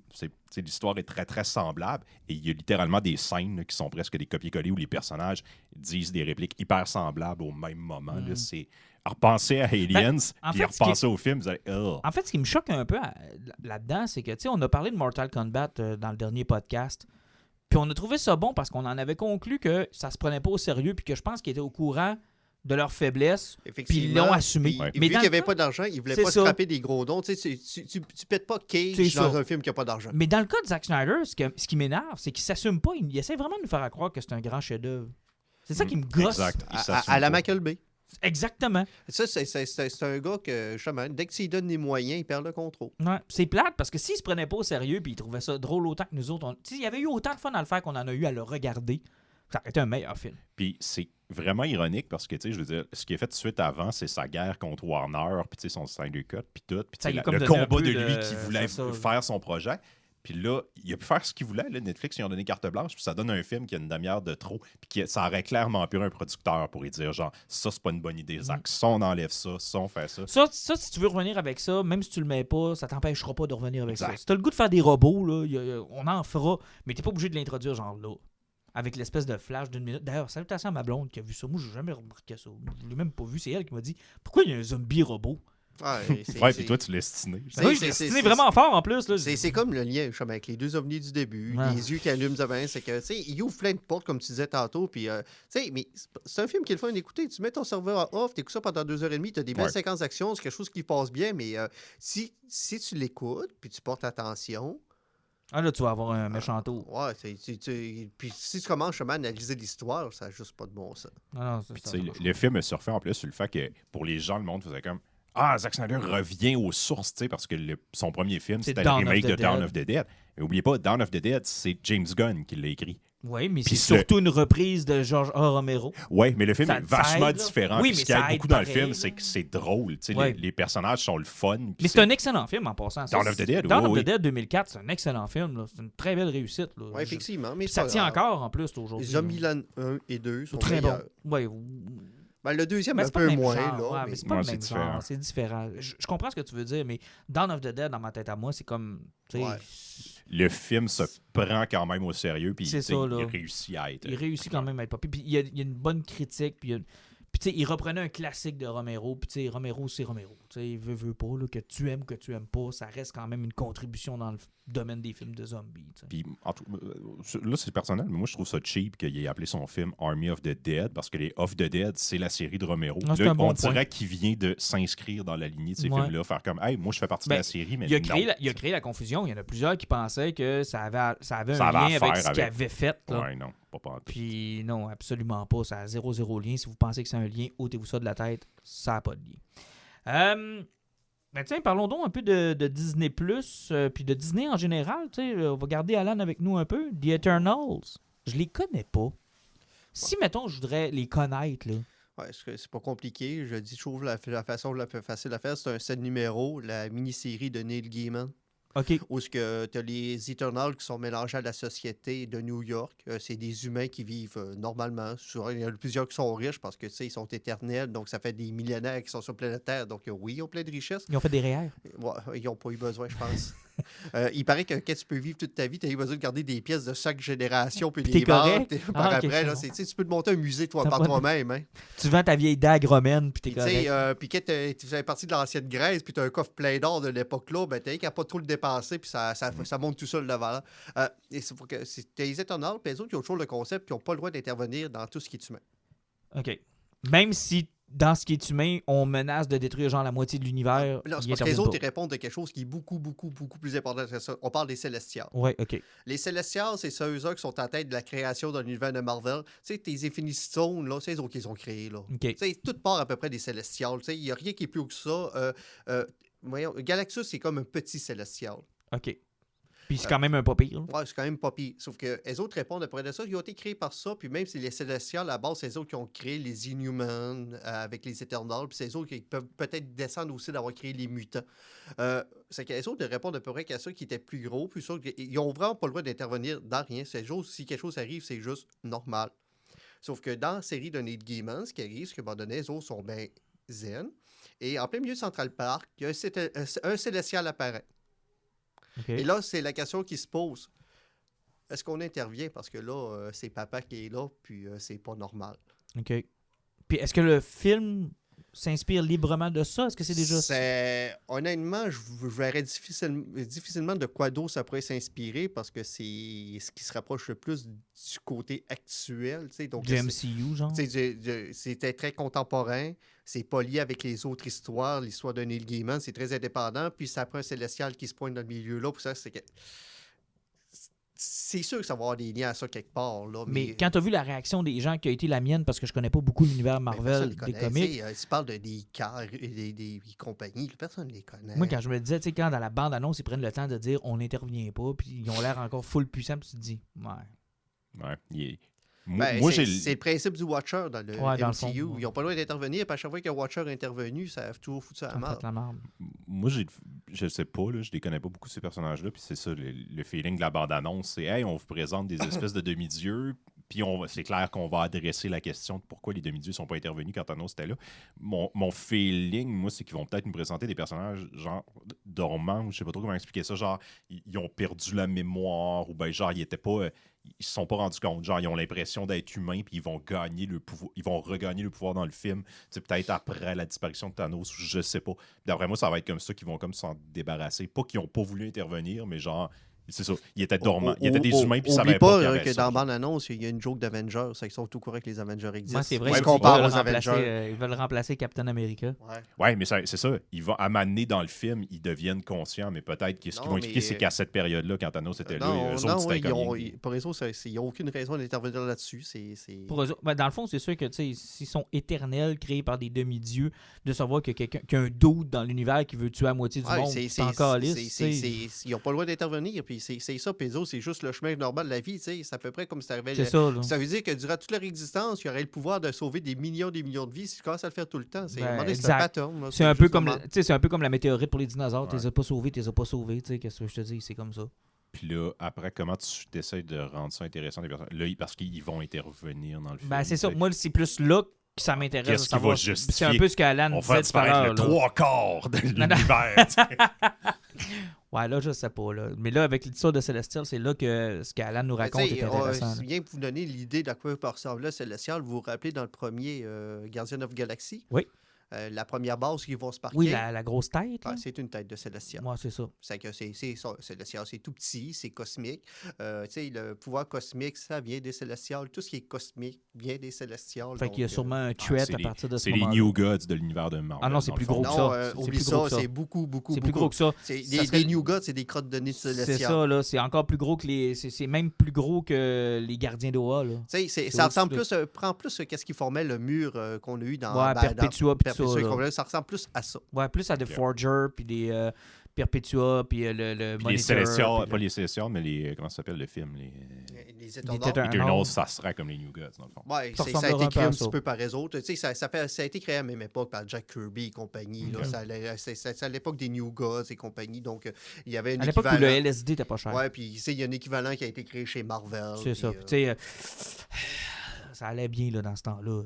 C'est pas pour rien que c'est des personnages que des années 90, on les a pas vus non plus. Non, effectivement. Mais j'ai hâte de voir ce qu'ils vont faire avec ça. T'sais, moi, j'avais ri de Guardians of the Galaxy en disant que personne connaissait ça puis que c'était pourri. Puis Gaster, ils sont partout. Là. Le seul élément positif, c'est la réalisatrice. Moi, j'ai bien aimé Madeleine. Puis il y a beaucoup d'éléments dans la bande-annonce qui rappellent un peu son style. C'est de voir aussi qu'il va aussi ce film-là, sa raison d'existence. C'était la réponse de Disney par rapport à son manque d'exclusivité dans son univers. Effectivement, parce que là, c'est très, très, très diversifié. Ouais, t'as de tout. Tu sais, le LGBTQ+, c'est au grand complet dans le film. Tout le monde est là. Toutes les lettres, les plus, les signes oméga, delta. Il n'y a rien de mal là-dedans, parce que oui, ils ont l'univers parfait pour réussir à rattraper tout ça. Sauf que, tu sais, ça va-tu être un too little, too late, ou ça va être tellement... Too much. Chauvé dans ta gueule que ça va être trop raide. J'ai hâte de voir. Mais tu me parles de la réalisatrice, j'ai pas vu encore. Il est sur Disney Plus présentement. Oui, il est sur Disney Plus. Je sais pas si il faut l'acheter. Non, il est gratis. Il est gratis. Ah ouais? C'est bon? Écoutez, gratis, il vient avec ton abonnement. Mais c'est bon? Je sais. Dans le fond, c'est une femme qui vit dans une espèce dans une maison mobile. Okay. Elle travaille pour Amazon, puis elle n'arrive pas à arriver. L'hiver va arriver, puis elle ne peut pas payer le chauffage. Fait qu'elle décide de faire une nomade d'elle-même, puis partir, puis vivre dans des communautés, dans le fond, de gens qui se promènent comme comme des nomades. C'est très réaliste, c'est un beau drame. Je vais checker ça. Mais les images avaient l'air belles, en tout cas. C'est comme dans la bande. Oui, ben c'est ça. Les images de la bande-annonce rappellent beaucoup ce qui est là dans le nomade. Et ça nous amène à Loki, que tu n'as pas écouté encore, Alan, et qu'on va sûrement te donner le goût d'écouter. J'avais déjà pas d'intérêt. Ben, je te dirais que moi, quand ils ont parti ces histoires-là, WandaVision, ça me disait rien. Falcon and the Winter Soldier, ça m'intéressait pas. Mais Loki, avec ce qu'il avait fait dans Avengers Endgame, qui avait seté carrément cette série-là, je me disais, crime, ça peut être intéressant. Voilà un personnage, il y a un acteur, Tom Hiddleston, que j'aime beaucoup. Puis, non, il y a de quoi. Puis là, quand j'ai su que ça allait avoir rapport avec le multivers, puis le time travel, puis ces affaires-là, m'a dit une chance que Tom Hiddleston et Owen Wilson sont là. Et shit, oui, qui te tiennent la série sur les épaules. C'est eux autres qui réussissent à te faire écouter la série. Puis Owen Wilson est incroyable. Génial. Et c'est décevant de savoir qu'il est campé à cette série-là alors que j'aurais voulu le voir dans un MCU. Parce que son personnage est vraiment cool. Il est bien joué. Non, honnêtement, c'est lui un peu qui. Puis Tom Hiddleston est égal à lui-même, là. C'est lui. Et ces deux-là, et la chimie qu'ils ont, puis le travail qu'ils font. Puis tu sais, ils ont choisi, un peu comme WandaVision, ils ont choisi de faire une genre de série à la The Office, genre. C'est comme un genre de gros bureau où il y a des fonctionnaires que leur job, c'est de s'assurer qu'il n'y a pas de multivers qui se crée. Le seul problème, c'est que c'est très subjectif qui crée quoi. Tu sais, genre Steve Rogers, Captain America, peut visiblement faire ce qu'il veut dans le timeline quand il veut, mais pas Loki. Non. Steve Rogers, il a une éthique. Ouais, mais en fait, ce que la série semble mettre en place, puis il l'explique un peu, parce qu'il y a beaucoup d'expositions. Ah oui, écoute, c'est une émission d'explication. Là. On fait juste expliquer. Ça dure 20 minutes, là, il y a genre 10 minutes d'explication, 5 minutes de flashback et de scène des autres films pour te rappeler où on en est, puis 5 minutes de joke. Parce que là, ils se sont rendus compte, ça c'est drôle, parce qu'ils se sont rendus compte en faisant le film, en faisant l'émission, ils se sont dit « Ah cool, on va travailler avec Loki. » Ah fuck, c'est le Loki de 2012. Fait qu'il a pas vu sa mère mourir, il a pas vu son père mourir, il a pas vu. Il est pas mort par Thanos, il a pas vécu le cheminement du personnage dans le film. Hey, on va y faire écouter ça à la TV. Fait qu'il assoit littéralement Tom Hiddleston dans une chaise. Ah, finalement, il était comme la fille de WandaVision puis le détective. Lui aussi, il écoutait les films. Ben c'est ça, il a écouté. Oui, carrément. Ils ont fait écouter le film. Sauf que là, ils font. Puis ce qui explique, c'est que il y a comme 3 espèces de dieux qui gèrent le timeline. Puis eux autres, il y a eu des chicanes de multivers, puis eux autres, ils ont réglé ça en fusionnant les multivers, puis à cette heure, il y a comme rien qu'une ligne temporelle. Et mais tu peux voyager dans le temps, mais c'est eux autres qui gèrent. Ils sont vraiment en train d'introduire Kang le Conqueror pour Ant-Man 3. Probablement, je sais pas, ça me dit rien. Puis là, il y a comme une équipe qui est dirigée par Owen Wilson, qui eux autres, ils chassent, ils appellent ça des variants. C'est des gens qui voyagent dans le temps, qui sont comme rogue un peu, qui font ça pour eux-mêmes. Puis là, ils sont pognés avec un c'est le reveal de l'épisode, qui est plus puissant et tannant, puis qui tue leur agent. Fait que là, lui, il dit on va aller chercher Loki pour qu'il nous donne un coup de main, parce que Loki, normalement, lui, serait rien que désintégré. C'est ça. C'est une grosse pub pour Ant-Man 3. Puis ils se font un devoir, là, de genre tourner la page sur la Infinity Saga, mais genre avec un coup de poing sur le livre. Là. Tu sais, genre, il y a une scène, littéralement, là, Alan, pour vrai, là, où Loki rentre dans l'espèce de The Office, là, où les fonctionnaires sont là, puis dans le tiroir d'un des fonctionnaires, il y a genre une 15aine d'Infinity Stones. Puis là, Loki fait comme, OK, mais... Là, il en prend 2-3, puis là, il fait comme ça qu'il fait avec ça. Il dit, il y a du monde qui voyage dans le temps et qui nous en rapporte. Mais on s'en sert comme presse-papier. Ouais, puis ça sert pas à grand-chose. Parce qu'ils sont au-delà de tous les pouvoirs. Les pouvoirs n'existent pas là-dedans. Fait Les autres contrôlent le temps, les autres, mais une pierre qui contrôle la réalité, c'est moins fort. Ah, c'est ça. Puis je te rappellerai qu'une pierre contrôle le temps aussi. Ouais. Quand même mais bref, il faut accepter maintenant que... C'est comme la manière de dire aussi, bon, ils construisent leur nouvelle phase. Là, fait que là, ils veulent nous rappeler que ça va être gros ce qui va arriver, parce que ce que vous avez vécu, genre les Infinity Stones, c'est de la merde. Infinity Stone, dans le fond, là, c'est de la garnotte. C'est de la garnotte, c'est rien, puis ils nous repartent sur des nouvelles bases. Puis tu sais, moi, c'est ce que j'appelle personnellement le phénomène Dragon Ball. Là. Il y a tout le temps quelque chose de plus fort qui arrive. C'est ça. Puis à un moment donné, ça, là... ça a toujours le même effet chez moi. C'est qu'à un moment donné, je finis par me dire c'est plus cohérent, c'est trop gros, puis c'est plate. C'est le problème quand tu essaies de reconnaître tout ce que tu as fait par le passé, que tu montes trop haut, comment tu veux réussir à le faire passer puis penser à d'autres choses. Parce que là, on voit clairement que ça va sur le multivers avec Doctor Strange, Ant-Man 3 avec Kang the Conqueror. Ça fait que c'est le voyage dans le temps, puis c'est les univers parallèles qui s'en viennent. Non, dans le fond, c'est ça le nouveau méchant. Là. Le nouveau méchant, c'est le multivers. Ils ont-tu vraiment besoin de botter les pierres de l'infini par après? C'est juste que c'est quelque chose qui n'existe plus, puis le monde ne veut plus les utiliser au point c'est tout. Ouais, c'est ça, mais ils se sentent comme le besoin de dire, genre, vous pouvez tourner la page là-dessus maintenant. Je pense qu'ils veulent éviter que...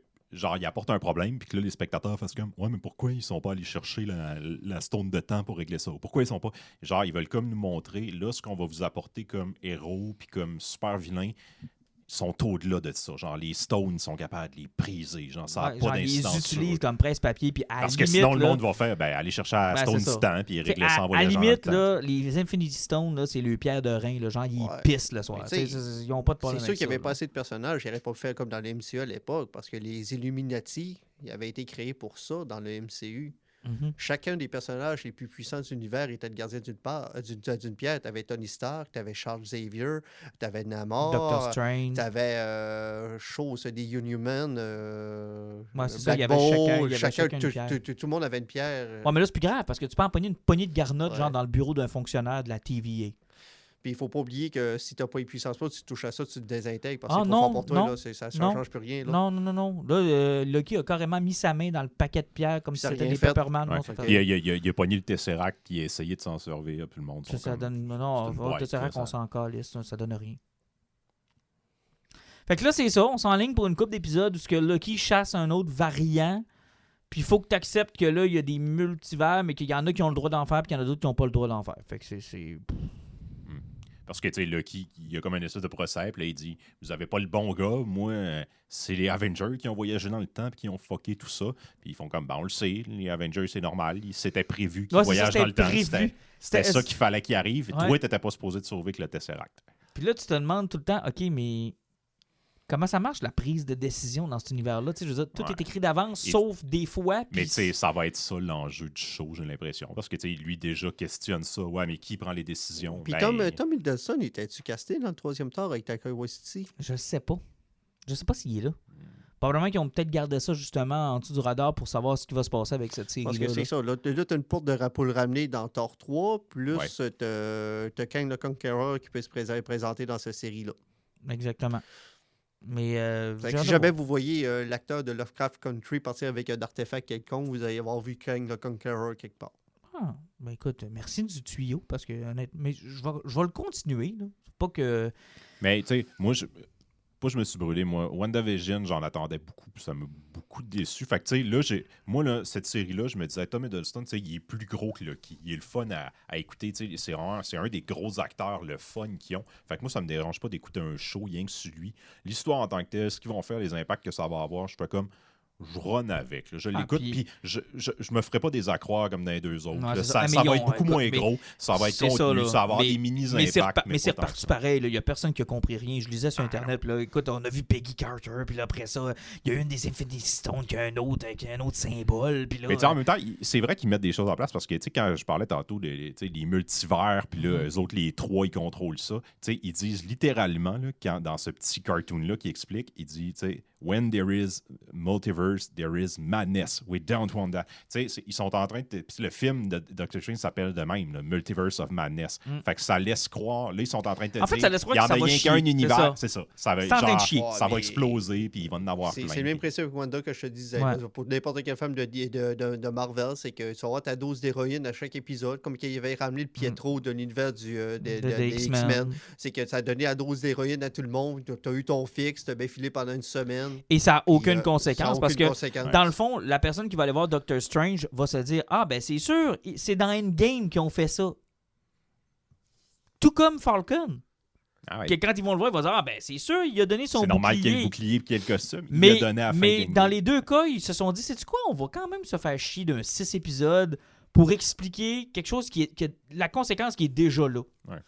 Ce qui Mais est un peu dommage. C'est beaucoup d'argent de garocher dans pas Ah, grand-chose. c'est de super génial. énormément là. d'argent. Et ce qui est un peu triste avec ça, c'est que, tu sais, sont cool ces séries-là, puis il y a du budget. Puis, tu sais, j'ai eu du fun à écouter Loki tantôt, mais en même temps, je m'ennuie un petit peu de genre Daredevil sur Netflix, où ça faisait du bien de retrouver des héros groundés, là, tu sais, qui n'ont pas de super pouvoir, comme un Daredevil qui est à New York, qui combat le crime, tu sais, qui ressemble un peu à un Batman, puis qui était plus gritty un peu. Là. C'était bon, là, particulièrement la première saison. La deuxième, avec Frank Castle, The Punisher.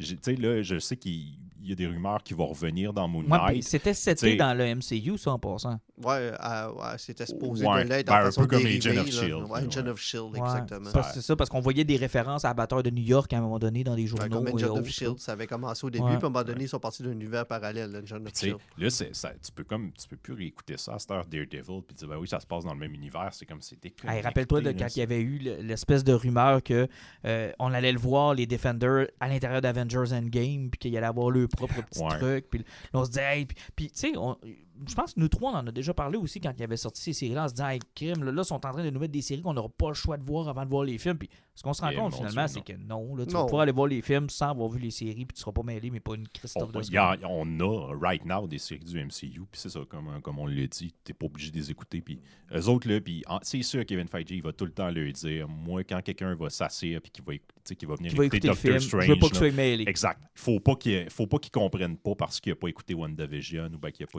Il faut qu'il y ait des petits clins d'œil puis que ça récompense un petit peu, mais ça va Le être fixe. minime. Là, Ne jamais répéter ce que George Lucas a fait avec la prélogie. Avoir besoin de tout ce qui est alentour pour comprendre Ouais, ce qui pour se passe en réalité. T'as raison.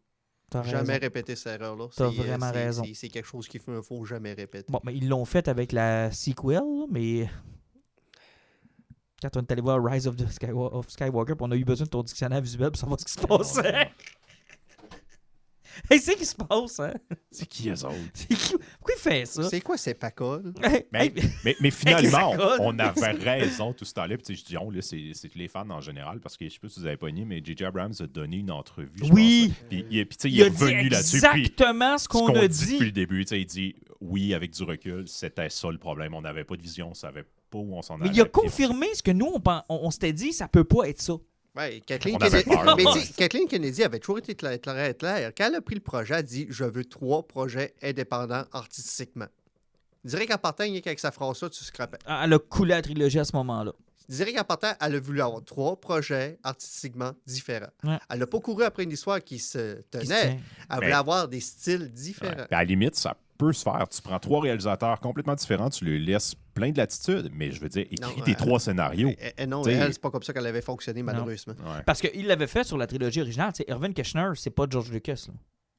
Ah, mais de toute Ça façon, paraît. Non, oui, ça paraît, mais c'est très drôle, ça, parce que c'est probablement le meilleur. Puis Keshner, puis Lucas, ça y sait. Ah Puis ouais. puis quand Lucas il est revenu, comment il s'appelle, le gars qui est engagé pour le C'était troisième? une marionnette, là? là. Exactement. C'était Il a une dit, marionnette. Parce que Keshner, tu sais, c'est un gars C'est du caractère. ça. Il a dit non, Il je a veux dit- plus un gars de même. Ramenez-moi Oui. un gars de C'était studio. là. Richard, je sais plus qui, là. Genre, le gars, il a rien décidé. Là. Il l'a assis dans la Ouais. chaise de directeur, puis Lucas t'en aurait. Exact. Parce C'est que comme à- si Lucas allait faire ça. Ouais, parce qu'à ce moment-là, il était en plein divorce, Lucas, quand il était dans le truc de Return of the Jedi, puis il y avait Temple of Doom aussi de Indiana Jones qui se jouait dans ce temps-là à peu près en même temps. Puis écoute, non, là, ça y tentait plus, là. Il n'y avait pas eu de fun, lui, là. Il n'y avait vraiment pas eu de fun avec Irvin Kershner. Et pourtant, c'est son meilleur. Et parlant de Star Wars, puis de Disney+, de Bad Batch, Ouais, The Bad Batch, j'ai bien aimé, moi, les 3 épisodes que j'ai eu l'occasion d'écouter. Mais... ben, tu parles des 3, ben, de l'épisode 2 puis du 2e. Non, les 3. Ok. Les doubles, puis les 2 suivants. OK. T'as attendu plus que moi de vue. Ouais, puis je te dirais que le problème que ça a, c'est que ça ne crée pas de besoin de voir le prochain. Ben, le problème de cette série-là, moi, j'ai beaucoup aimé le premier épisode parce qu'il présentait un petit peu les personnages, avait des belles séquences d'action. Sérieusement, il y a une team qui est le fun. Le deuxième épisode était super le fun parce qu'il présentait Tarkine et son plan pour remplacer les clones parce Ouais. que lui, il veut plus de clones. Non, puis c'est vraiment intéressant de la façon qu'il procède. Ben, tu sais, puis surtout de la façon qu'il montre qu'il préfère quelqu'un qui est endoctriné à la façon nazie. Tu sais, Dans le fond, Hitler, qu'est-ce qu'il avait fait avec ses soldats? C'était du monde endoctriné qui croyait pur, dur. Tu sais, pas besoin d'un chip dans son cerveau comme un trooper pour le contrôler. Le gars, il est tellement convaincu par ses convictions qu'il va faire tout ce que c'est dit, puis Tarkine, c'est ce qu'il veut. Lui, il est C'est fanatique. ça. Puis t'es fait pas tant voyager parce que t'interdis les voyages presque partout dans l'univers. Fait que Effectivement. les gens sont coincés. Tu peux plus quitter tes propres planètes à moins d'être un impérial. Donc, le monde ne peut plus voyager. Ils sont enfermés. Ils n'ont plus d'informations. Puis tu te crées une classe de fanatiques. Mm. Ce côté-là, ça fonctionne. C'est super Moi, bon. j'ai adoré ça. ce C'est bout-là. génial. Après, tu te rends compte que de Bad Batch, tu le regardes. Sérieusement, si vous trouvez que l'équipe est cool, je vous suggère d'aller sur Google et de taper Halo Reach et checker chacun des personnages Halo Un Reach. copier-coller. C'est un copier-coller. Hey, il y a même un Hunter de Halo Reach là, que son casque, la moitié de sa visière, c'est un crâne qui est peut-être au-dessus. La technicienne de Halo Reach, il n'y a pas de fille là-dedans, malheureusement, ben, elle a perdu un bras, puis c'est un bras cybernétique qui peut spinner dans des affaires pour Comme hacker l'autre. Halo. il y a un sniper, il y a un Spartan qui a été boosté génétiquement, qui est Comme 10 le fois gros, plus fort, là. qui est 10 fois plus puissant que n'importe quel autre Spartan qui sont déjà très forts. Mais allez voir une image Halo Reach de la team, puis vous avez fait « Wow, c'est un plagiat pur, dur, sans aucune gêne. » Et sérieusement, Ezra Bridger, dans Rebel, tu voyais un potentiel d'évolution. Omega, what the fuck? La clone fille? J'ai pas compris, moi, ce bout-là, Omega. C'est-tu la première clone qu'ils ont essayé de faire avec des midi-chloriens? C'est-tu une première tentative de clone de Palpatine puis son côté féminin qui a gagné? J'en ai... On ne le sait pas. Puis elle sert tellement à rien, puis le personnage apporte tellement rien que tu veux même pas suivre son évolution. Mais on a déjà dit ça d'Ashoka Tano. Dans la première saison. de Non, Clone non, Wars. pas qu'elle servait à rien. Elle était agressante. Tu te Hey, on rappelles voulait du la film? défenestrer. Non, le film qui avait sorti à l'époque au c'était cinéma, qui terrible. présentait Snip. Ah, c'était terrible. Snip. Quel personnage désagréable. Snip Ouais, était Snip. désagréable. Ouais. Jusqu'au temps qu'ils ont décidé de l'appeler Ashoka. Oui, mais c'était terrible. Là. Sérieusement, le film de Clone Noir qui a lancé la série, Avec quel bébé Jabba, personnage de marde! Avec bébé Jabba. Ah, c'était C'était terrible. terrible. Mais moi, c'est drôle ce que tu as effleuré là avec Bad Batch. Moi, c'est ce qui m'intéressait le plus. Tu sais, comment l'Empire a fait pour être l'Empire. Et quand tu écoutes la prélogie puis Clone Wars, la première chose que tu réalises, c'est OK, c'est la liberté de circuler. Puis tu y portes pas tant attention que ça. Jusqu'à ce que dans l'épisode 4, tu te rendes compte que pour Luke, quitter Tatooine, c'était un enjeu. C'était gros. C'était un enjeu. Oui. Puis là, tu te dis, moi, mais pourquoi c'était un enjeu? Et là, quand ils viennent te mettre en lumière que, garde, la première chose que l'Empire a faite, là, c'est que tout le monde reste chez eux. Et là, j'écoutais ça, là, j'étais dans mon lit, je m'en rappelle comme c'était. J'ai fait comme, wow. Ah oui, Wow. ils ont tout fermé. Fait que c'est comme un mix bag si je vous écoute, parce qu'il y a comme des affaires que je vous entends geeker puis triper au bout. Ah et oui, d'autres ce où bout-là genre est ça a l'air écœurant. de la merde. Mais à chaque fois que Tarkan est là, c'est écœurant. À chaque fois que les deux Kaminoans sont là, Oui, c'est écœurant. parce que les Kaminoans, il ne faut pas oublier qu'ils autres sont en train de perdre leur Ils sont contrat. en tabarnak, là. Tarkan veut leur enlever le contrat. Ils font plus une scène. Les autres, ils sont convaincus que leur prochaine génération de clones est encore meilleure, est encore plus entraînée. Puis Tarkan les regarde en voulant dire, ouais, mais pourquoi j'aurais besoin genre de clones hyper entraînés? Il n'y a plus de guerre. Tu sais, ce que j'ai de besoin, c'est du monde qui vont empêcher du monde de sortir. Là. Je pose pas de questions. Puis c'est ça. Puis à la limite, s'ils tirent pas puis ils ont pas de visou, on s'en crisse. Il n'y a pas de guerre, il n'y a pas de rébellion à ce moment-là. Il n'y a rien, là, tu sais. Lui, il fait juste, genre, se dire, ça sert à rien. C'est-tu, selon vous, un produit niche? Parce qu'il y avait quand même du hype autour de la série. Le premier épisode est sorti avec des bonnes critiques aussi, mais même vous autres qui êtes le public cible, vous le suivez pas. Ben, c'est parce Moi, que, j'en entends genre zéro parler. C'est là. parce que pas c'est le problème, Mandalorian, là. c'est un 14 épisodes, ce Ouais, qui c'est est long. trop long C'est très pour long. présenter. Parce que là, tout tourne alentour de savoir à qui est Omega. C'est trop long avec ça arrive, puis j'ai l'impression que les répercussions vont être tellement minimes que ça ne remet pas d'intérêt. Donc, tu sais, ça vaut-tu la peine d'attendre qu'il y ait plus d'épisodes pour les écouter rapidement, pour voir ce qui est intéressant, C'est tout ça. ce qui tourne alentour de l'Empire? Parce que découvrir l'évolution des personnages, il n'y a pas d'intérêt en ce Parce que moment. dans le fond, on suit 5 personnes qui voyagent dans l'Empire bêta. Ouais. Tu sais, dans le proto-empire, là. C'est ça qu'on voit, là. Ils n'ont pas de mission fixe, il n'y a rien. Là. Non, c'est ça, là. Ils se promènent dans le proto-empire, puis ils nous servent à regarder comment l'Empire s'établit. C'est un atlas de l'univers, Ben, un de peu, la là. construction. C'est- du c'est- En fait, c'est tout ce que Solo aurait dû faire qu'ils n'ont pas fait. Oui, effectivement, mais c'est ça le problème, c'est que c'est une team qui n'a pas encore de mission. Puis même, il y a un des clones qui était dans leur gang, le sniper. Lui, l'endoctrinement de la chip a continué à fonctionner, puis il veut tuer sa gang. Puis après 3 épisodes, tu n'as pas encore la poursuite qui arrive là-dessus, parce que tu sais, c'est 14 épisodes, puis pour ça, ils veulent garder ça pour plus loin. Donc, tu sais, tu n'as pas encore une idée fixe de où ce que la série va aller. Mais ça, par exemple, le clone qui se joint à des... pas des réservistes, mais des volontaires. Écoute, quand il leur dit « good clones », écoute, c'est quelque chose, là. Quand ils vont faire leur première mission puis ils doivent exécuter du monde, là. Ouais, puis le monde hésite, mais lui, il tire tout. Ah, lui, il tire, là. Good clones, obey harder, tu sais, là. Et là, tu fais comme, oh, OK, là, je pense que l'Empire vont pogner de quoi, là. Ils ont pas la même... C'est pas des clones. Ils feront pas la même affaire. Mais je pense qu'il y a de quoi aller chercher. Mais je suis un peu comme Alan. Moi, je vais attendre de voir... Peut-être Avoir un l'ensemble, fil là. conducteur. Ouais, Tu sais, c'est quelque ça. chose qui va accrocher un Exact. peu, là. Par contre, pendant qu'on est dans Star Wars, puis on peut peut-être terminer avec ça, à moins que ça soit avec ton poison, là, mais Bounty Hunter, ça Ouais, tombe c'est bien. mon poison. Ah, ok, on va en parler dans ton poison. Ça a vraiment l'air bon. On ouvrira mon poison un peu plus longtemps. Ben gars, allons-y donc avec ton poison. OK, mon poison, la nouvelle série, Mega Event qui commence chez Marvel de Star Wars. C'est un Mega Event qui va s'étaler sur environ 32 numéros. Donc, ça t'offre jusqu'au mois d'octobre, puis ça vient de commencer au mois de mai. Ça touche toutes les séries de Star Wars, que ce soit Dr. Aphra, Star Wars, Darth Vader, Bounty Hunter, puis sans compter la série La guerre des Bounty Hunters qui est partie. La prémisse, le premier c'est un numéro qui est sorti, la prélude, en plus écrit par Charles Soule et dessiné par Steve McNiven. Wow, deux bons. Ouais, 2 papiers quand même. L'histoire est super simple. Boba Fett est dans Slave One, il chill avec son solo chill aussi en arrière. Puis il fait comme, ça sent le Kenny dans mon vaisseau. Il se dévire, il fait comme, oh shit, la carbonite, c'est pas aussi stable que je le pensais. Oh non, il dégèle. Le popsicle dégèle. Le popsicle dégèle. Oh! Ça fait que il s'en va voir un gars qui est un génie là-dedans sur Naluta, mais c'est Naluta ou Narshada? Je pense que c'est Narshada, en tout cas dans le système des Hoth. Il se pointe là-bas, il fait comme, il faudrait que je fasse réparer mon petit solo qu'ils font. Le gars fait comme, ben, ça va te coûter 25 000 crédits, puis tu payes d'avance. Puis, tu sais, comme tout bon Bounty Hunter qui plante tout son cash parce qu'il se fait débrouiller tout le temps, il fait comme, t'es-tu malade? J'ai pas 25 000 $. Moi, il fait comme, alors, c'est 25 000 $ tout de suite.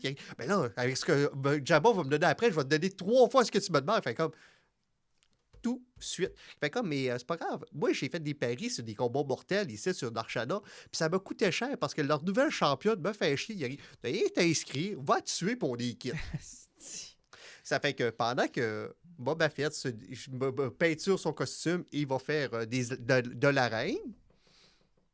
Le gars qui réussit à réparer Solo, il meurt. Les gars partent avec Solo. Boba Fett revient puis il fait comme shit, j'ai plus Solo. Et t'as Jabba qui dit Solo, Solo, je le veux tout de suite. Et t'as Boba Fett qui utilise peut-être la réplique de Han Solo. Moi, j'ai un petit problème de communication, ça arrive dans pas long. Mais tu sais, la prémisse était. La prémisse est super simple. Ça fait que là, vu que Boba Fett a fait beaucoup de merde, il y a une bounty sur sa tête, tout le monde veut sa tête. Puis tout le monde veut Solo. Tout le monde veut Solo parce qu'il veut une fortune. Puis Jabba pogne les nerfs, ça fait qu'il met de l'argent en arrière aussi. Mais c'est tellement une bonne idée. Le gars là, qui a eu ce déclic-là, genre assis chez eux, puis qui s'est dit. Hey, entre le moment où Boba Fett, genre, avait Solo puis qu'il l'amenait à Jabba, là... Qu'est-ce qui s'est passé? Il peut arriver des choses. Tu peux fucking raconter n'importe quoi sans faire mal à Return of the Jedi. Là. Le problème de cette partie-là de l'histoire, c'est que t'as Legion qui vit avec Dark Empire, qui est le meilleur roman et la meilleure histoire de Star Wars dans le monde étendu. C'était pas dans Shadows of the Empire? Shadows of the Empire. Ouais, Shadows of the Empire. De Steve... quelque chose. Mais ça, c'est un excellent roman. C'était le meilleur roman, possiblement, avec dans ce univers-là, à part peut-être la trilogie de Timothy Zahn. C'est un chef-d'œuvre, puis c'était la meilleure histoire qui expliquait ce qui s'est passé avec Luke Skywalker, Empire et Retour du Jedi. Il était sur la maison de Ben Kenobi, il montait son... Il a présenté Dash Rendar qui remplaçait un petit peu Han Solo. Sauf que tu as ça à remplacer. Il faut que tu réussisses à écraser ça. Ça fait que présentement, Charles Soule, ça fait un bout de temps qu'il roule chez Disney, puis il roule bien.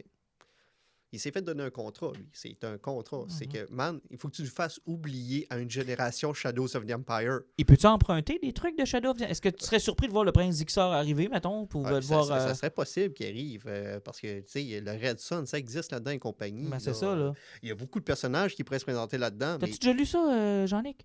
T'avais-tu fait le jeu sur 64? Oui. Ok, tu connais l'histoire. Tu connais l'histoire, mais à part peut-être qu'il manque le bout entre Palpatine, Darth Vader et Zixar, qui était tellement intéressant, parce que dans le fond, pour Darth Vader, dans ce livre-là, l'enjeu, c'est qu'il est en train de perdre sa 2e place auprès de Palpatine. Parce que Zixar est en train de la gagner. Ouais, Zixar est en train de le remplacer comme genre numéro 2 parce qu'il n'arrête pas de pointer à l'empereur tous les fails de Vader, genre « Hey, il t'a pété une Death Star. Hey, il est même pas capable de péter son fils. Hey, il est même pas capable... » C'est tellement du génie, là. Tu lis ça, là, puis c'est comme... Puis Vader se venge, là. Tu sais, lui, Vader, là, il y a comme 2 missions dans ce livre-là. Là. Retrouver Luke, c'est drôle, péter Zixar. Un peu ce qu'ils ont repris avec dans la nouvelle trilogie, là, au début qu'on pensait qu'il allait faire avec Kylo puis avec l'autre général. Là, ouais, genre... qui essaye d'avoir le... C'est ça, le Snoke, là. Ouais, qui ça ressemble un peu à ça. Puis t'as des séquences dans ce livre-là, puis effectivement... faire oublier Shadow of the Empire, qui a été en plus d'un livre à succès, un jeu vidéo à succès. Là. Tous ceux qui n'ont pas eu accès au La roman... bande dessinée a pogné en masse aussi. oui, ils ont tout. eu accès à Sauf ça. que, puis ce qui est le fun, c'est que dans chacune des préludes qu'il y a eu des séries, tu vois à peu près ce que ça va.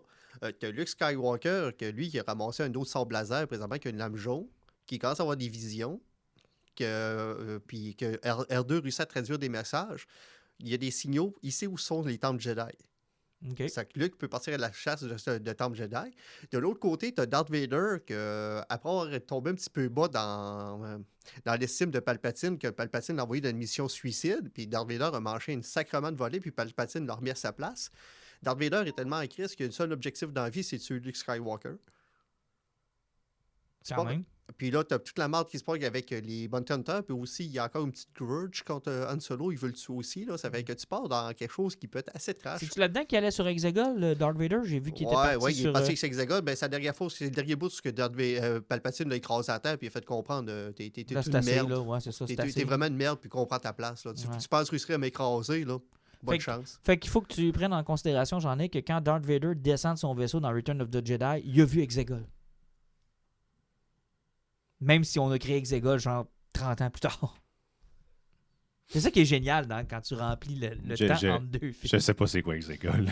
Ben voyons, la planète à La Steve. planète à Steve À Steve Balbadine. Balbadine. Tu connais pas... J'ai écouté les films, moi, là. Tu connais pas Steve Balbadine? Vous êtes dans l'univers étendu. Tu sais, là. Je suis le perdu, là. gars Je connais qui pas a la moitié des commandé termes de 2 ce que millions vous de dites. Star Destroyer, sa carte de crédit de. Alors qu'il était supposé être mort. Non. Mais c'était Oui. pas Steve. Ouais, c'est ça. Je Oui, vais vous croire sur parole. Là. Ça a l'air d'être Oui, des allô, gros enjeux pour vous autres. Oui, allô, industrie de construction de Star Destroyer. Oui, bonjour, mon nom est Steve Ben, vous voulez dire. Balbadine. Vous voulez dire Shiv Palpatine? Non, c'est Steve. Je suis sur Exegol à ce moment-ci. J'aimerais avoir 1 million de croiseurs équipés de canons de Death Star, s'il vous plaît. Oui, pas de problème, monsieur, on vous arrange ça. On vous met ça au nom de Shiv Palpatine? Non, Steve Balbadine, s'il vous plaît. Ben là, vous êtes rendu avec une commande en double, monsieur. Man, moi, quand j'ai vu cette petite armada-là, c'est la seule question que j'avais. Man, il a construit ça pendant combien Ben de oui, temps? c'est qui s'est occupé de ça et qui a gardé le secret? Maudit niaiserie. Il savait un petit peu de Christ de bon sens. Ah, des plaisirs, là. À vous dire, vous devriez être là quand on fait des feux et qu'on se met à déblatérer sur Eh, Star mon War. Dieu. Puis qu'on ressort toujours les mêmes vieilles histoires de choses qui fonctionnent pas dans la prélogie ou dans Sequel. C'est toujours, on tourne en rond, genre, depuis 10 ans. Ça m'a fait du bien. On va pouvoir en refaire. Ça fait longtemps qu'on n'a pas fait Oui, ça. effectivement, on va pouvoir refaire ça. Hey, ben, merci pour ton poison. J'allais y aller avec. Ben, t'avais-tu fini? Oui. Bon, Oh, j'ai oui. fini. C'est Ah, correct. mais une chose avant de finir, moi j'ai le goût de le lire. Quand ça va sortir, ils vont-tu faire de quoi qu'on puisse le lire, genre. Ouais, j'espère, mais tu sais, ils l'ont fait pour. Voyons, c'est Jonathan Hickman. Ouais. Tu sais, dans le fond, il sortait les X-Men, il Ouais, sortait, ils ont fait un il sortait gros, des TP avec un numéro de chacune des séries. Oui, puis, oui. tu sais, puis par après, ils ont sorti des gros volumes. Tu sais, à 30 numéros, tu as un omnibus aussi. Là. Parce que le Star Wars chez Marvel a vraiment l'air le fun. Il y a un omnibus déjà de ce que Jason Aaron avait fait. Avant que Charles Soule l'embarque. C'est ça. Honnêtement, Bounty Hunter est la série la plus faible, mais j'ai du fun quand même avec. Dr. Aphra, j'ai tellement de plaisir avec l'Indiana Jones Reckless de cet univers-là. La série Star Wars principale, qui est la vraiment deuxième la bonne, volume, c'est excellent. Darth Vader, il n'y a pas vraiment de moment faible jusqu'à maintenant dans ces séries non plus. Donc, non, c'est concis. Parce que ce qui est intéressant, c'est que, tu sais, ils ont fait, genre, la première partie avec l'omnibus de Aaron, c'est la partie entre New Hope et Empire. Puis là, ils ont comme switché. Là, c'est rendu entre Empire et Return. OK. Fait que c'est ça qui est Comme intéressant. saison. Mais deux. c'est pour ça que Sean Commandé, il parlait qu'il voulait peut-être créer un univers parallèle parce que, tu sais, ça achève. Parce qu'une fois que la guerre des Bounty Hunters, là, on les rendu à Retour de Ben, Jedi. c'est ça, là. Puis qu'est-ce qu'ils font avec les personnages après Retour? Ben, c'est ça. Est-ce que tu pourrais penser que là, tu vas venir chercher le gap entre Return puis Force Awakens? Ah, il s'est rien passé. On sait que Luke s'était foiré sur son cul puis rien fait. C'est un asti de problème. Là. Tu sais, Solo puis Léa se sont séparés en faisant rien parce que Solo, ils l'ont très clairement dit qu'une fois que la guerre était finie, c'était fini.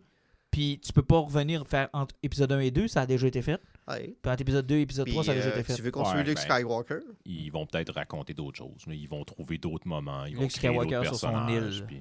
Bon, ils vont devoir s'attaquer à ça éventuellement. Ça a toujours été le problème. Ils vont avoir une cassure dans la force, puis ils vont créer un univers parallèle qui va. Puis là, ça va devenir le Expanded Universe en BD. Tu sais, tout ce qui était avant canon, puis à partir de ce moment-là, ne sera plus canon.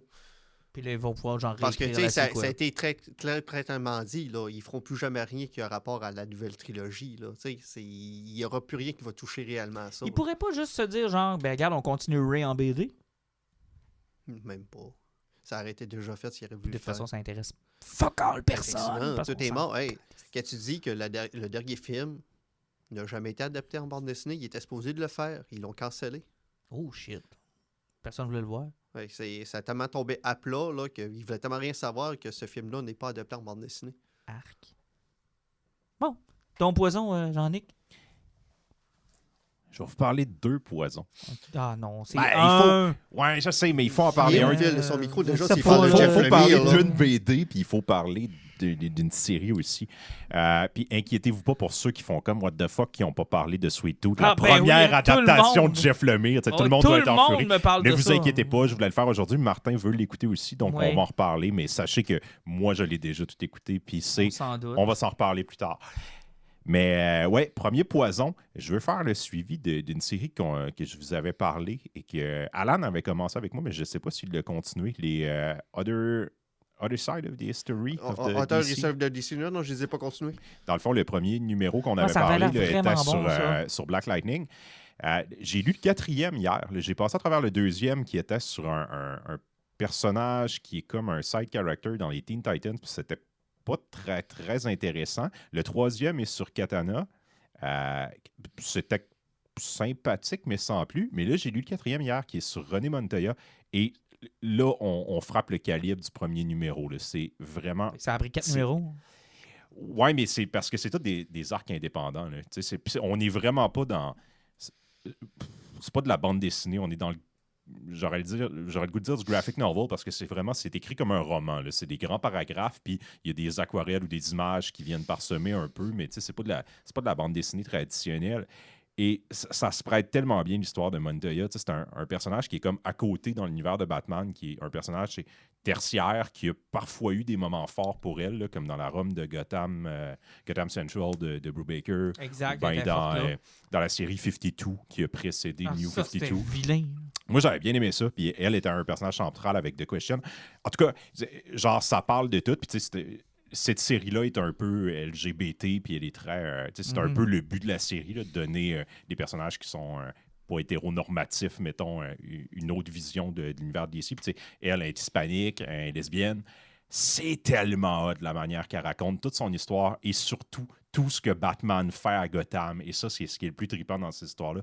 Voir un autre personnage qui donne son point de vue à tous ces grands éléments-là. Tu sais, elle passe à travers No Man's Land, Cataclysme, la chute de Batman, la relation qu'elle entretient avec Two-Face et surtout avec avec Jim Gordon puis avec tous les gens qui travaillent à Gotham Central. C'est vraiment une super de belle histoire, puis ça couvre presque de sa naissance jusqu'à sa mort. Ça se lit super bien. Je crois que c'est le dernier. Ils sont tous écrits par John Ridley, qui est présentement en train d'écrire son Batman, qui était supposé être le Future State, puis qui l'est plus finalement. Ouais. Là, mais c'est vraiment super bon. Puis rien que pour le premier et le 4e numéro, ça vaut la peine. Quand ça va sortir en hardcover de Black Label, ça vaut la peine. Puis suggestion de série Netflix, un Netflix original que très peu de personnes parlent parce que c'est coréen. C'est une série qui est adaptée d'un manhwa qui était un webcomic à la base qui a été fait en manhwa. Pourquoi c'est un manhwa, ça? Ben, c'est un manga coréen. Ah, Ça s'appelle Kingdom et c'est un mélange entre Walking Dead et Game of Thrones. C'est une intrigue politique entre différents empires qui se passe en Corée ancienne avec des zombies à travers. J'espère que ça finit mieux que Game of Thrones. Oui, ça se compare pas. J'espère. C'est pas aussi bien ficelé que Game of Thrones dans ces grandes années, là. Mais les personnages sont hyper cool, les scènes d'action super bien chorégraphiées. En plus, je l'ai écouté genre la même fin de semaine que Army of the Dead, puis je me disais oh my God, que c'est plus drôle, que c'est plus intelligent, que c'est plus touchant, que... Et malgré tout, on a parlé d'Army of the Dead pendant l'épisode. Oui, puis on parlera très peu de Kingdom, mais si vous aimez genre les trucs un peu politiques, puis c'est court, là, c'est genre 2 saisons de 6 épisodes. La 3e est en production parce que c'est genre un méga succès en Corée pour Netflix. jetez-vous là-dessus. C'est vraiment super cool. Autant le côté horreur que les intrigues politiques puis les combats entre les différents royaumes. Et moi, je vais y aller C'est très très cool. rapidement à cause que Jean-Nic a pris trop de temps. Et je suis en mode rattrapage depuis un bout de temps. Tu sais, je vous avais parlé d'Alita il n'y a pas si longtemps que je n'avais pas vu au moment de la sortie. Et là, j'ai un peu honte. L'autre que je n'avais pas vu non plus, c'était Brightburn. Ah oui, Ah le oui, c'est le cool, film ça. c'était le frère de... C'est pas- C'est, C'était produit par James Gunn. Non, c'est pas son frère. Non, c'est James Gunn le produit, mais en tout cas, moi... m'a te dire un affaire. Le Superman méchant, là. Ah, ben, le Le- flow, le là, flow, le là. flow, là, Ouais, le ouais. flow, là. Hey, c'est efficace. Ah, il y a beaucoup de monde. C'est Moi, je me vraiment rappelle que j'ai voir ce efficace. film-là, puis ça m'avait surpris. T'as-tu checké le budget du film? Non, c'est Ouais, pas c'est grand-chose. Hein? C'était des peanuts, là. C'était en bas de 20 Ah, mais millions, ça, je pense. ben, ça paraît. Je veux dire, les choix qu'ils ont faits, Ben, c'est ce que j'aime. C'est le même Mais principe avec c'est- Mortal Kombat. exact. Quand t'es cassé par le budget, à un moment donné, tu fais t'es des choix. obligé, Puis ce qui est efficace C'est parce que ça. t'as pas une scène. d'être artistiquement allumé. Ouais. Tu sais, mettons, tu dis, je veux un gros dinosaure à poids rose dans le lac. Ben, il n'y a pas un informaticien qui va te mettre un gros dinosaure à poids rose dans le lac. Il va te dire, ouais, ben là, j'ai pas de poids rose, j'ai pas de dinosaure, j'ai un lac. Fait qu'on pourrait, genre, faire semblant qu'un dinosaure à poids rose. Et c'est là que je pense que tu vas chercher de la créativité, tu sais. Puis c'est le succès, en fait, de Jurassic Park le premier versus Ouais. tous les autres Jurassic Park qu'il y a eu après. Ben, effectivement, ben, même Ah si le oui, premier qui est- Jurassic Park, ça avait été expliqué, il n'avait pas utilisé le format anamorphique total pour que tu te concentres l'écran sur ce que tu vois les personnages et que tu ne regardes pas le plan global. Exact. On se rappelle de tous les grands problèmes de budget du premier Jurassic Park. C'est pas ça mon point, Jean-Nic. Mon point, c'est que quand ils ont C'est eu pas un... le flafla C'est qui ça. prend le Quand ils ont contrôle. eu un gros T-Rex là, pour faire une scène de véhicule, ben, ils ont mis bien de la pluie, bien des éclairs, puis bien du noir, pas qu'on le voie.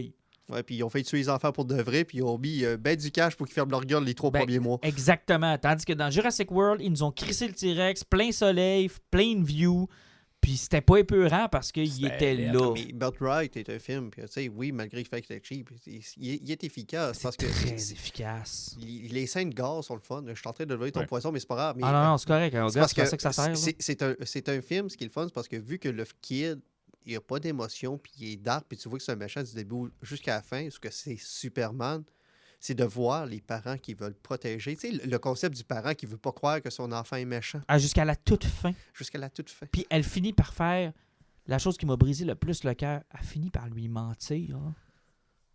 Ah, Puis son mais, père lui ment.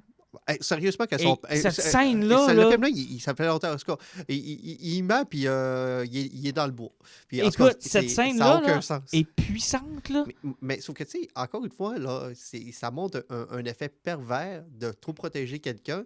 Et quelqu'un est obligé d'y mentir, puis de le trahir. Tu l'as tellement protégé que ta trahison devient 100 fois pire. Puis là, au moment que tu l'as trahi, là, puis tu sais, tu vois le shift dans les yeux du personnage Ouais, tu l'as tué. que Il est quand- mort. que quand il a réussi, il a pas réussi, tu sens son regret sincère. Tu sais, genre, il fait comme avoir Fuck. su que ça allait pas marcher. Tu sais, y a-tu une... Mais là, t'es fait, là. Ouais, il n'y a Je pas veux dire, d'alternative. c'est Ouais, terminé, puis là. T'as donné raison à ses émotions. Ah ouais, là, c'est terminé. Puis même si t'es sincère dans ton amour pour cet enfant-là, t'as fait une gaffe. Ah non, moi, j'ai aimé ce film-là. Là. J'ai vraiment aimé ce film-là. Puis à la fin, il y a comme un petit tease Qui présente la Justice qui League. présente la Justice dark, League. là, un peu, là. Puis, tu sais, je me dis, j'espère qu'il y a quelqu'un à quelque part qui va lever la main et qui va faire comme, tu sais, ça vaut la peine. Moi, je voudrais voir le film de Wonder Woman. Qu'on continue cet Moi, je- univers-là. Ouais, voudrais même voir. celui d'Aquaman. Je pense Celui qu'en ce d'Aquaman. moment, sur les tablettes, il est à côté du Universal Dark Ouais, Universe. puis c'est vraiment dommage parce que c'est un très beau film. Puis si vous aimez les films d'horreur, en plus, c'est Ouais. le classique du film d'horreur. Fait que, tu sais, le mélange du American Hero, puis du film d'horreur, puis des clichés qui vont avec, c'est un parfait mélange. Ah, là. c'est un petit feeling. Ah, Night c'est Shyamalan par moment, ce film-là. Vraiment. Puis ça donne encore plus de crédit au personnage de Superman. Parce que c'est ça, Superman. C'est le meilleur de nous-mêmes, c'est le positif. Qui c'est prend le- tout le temps la décision la- dure. C'est ça, puis qui est fin, qui est gentil, qui Ouais. est Ben, bon, puis qui... Présentement, justement, dans Superman, j'ai lu la run complète, je l'avais acheté de Rebirth de Action Mhm. Comics. Puis t'as Jonathan qui est encore jeune là-dedans. Puis quand il y a un Jor-El méchant qui s'en pointe là-dedans, puis à un moment donné, il y a quand. Tu sais, il y a quelqu'un qui essaie de faire comprendre que son père pourrait switcher. Puis tu sais, t'as Jonathan, il fait comme, t'as pas de l'air à comprendre. C'est mon père, il peut pas switcher, Yari, c'est juste impossible. Puis, tu sais, c'est le même principe dans le run actuel de Superman, parce qu'on sait que cet été va sortir le nouveau Superman, où ce que Superman est là, et c'est Jonathan qui prend sa place. Et Jonathan, en tant que nouveau Superman, fait comme, t'as pas l'air à comprendre l'impression que j'ai. Ouais. On me donne ton nom.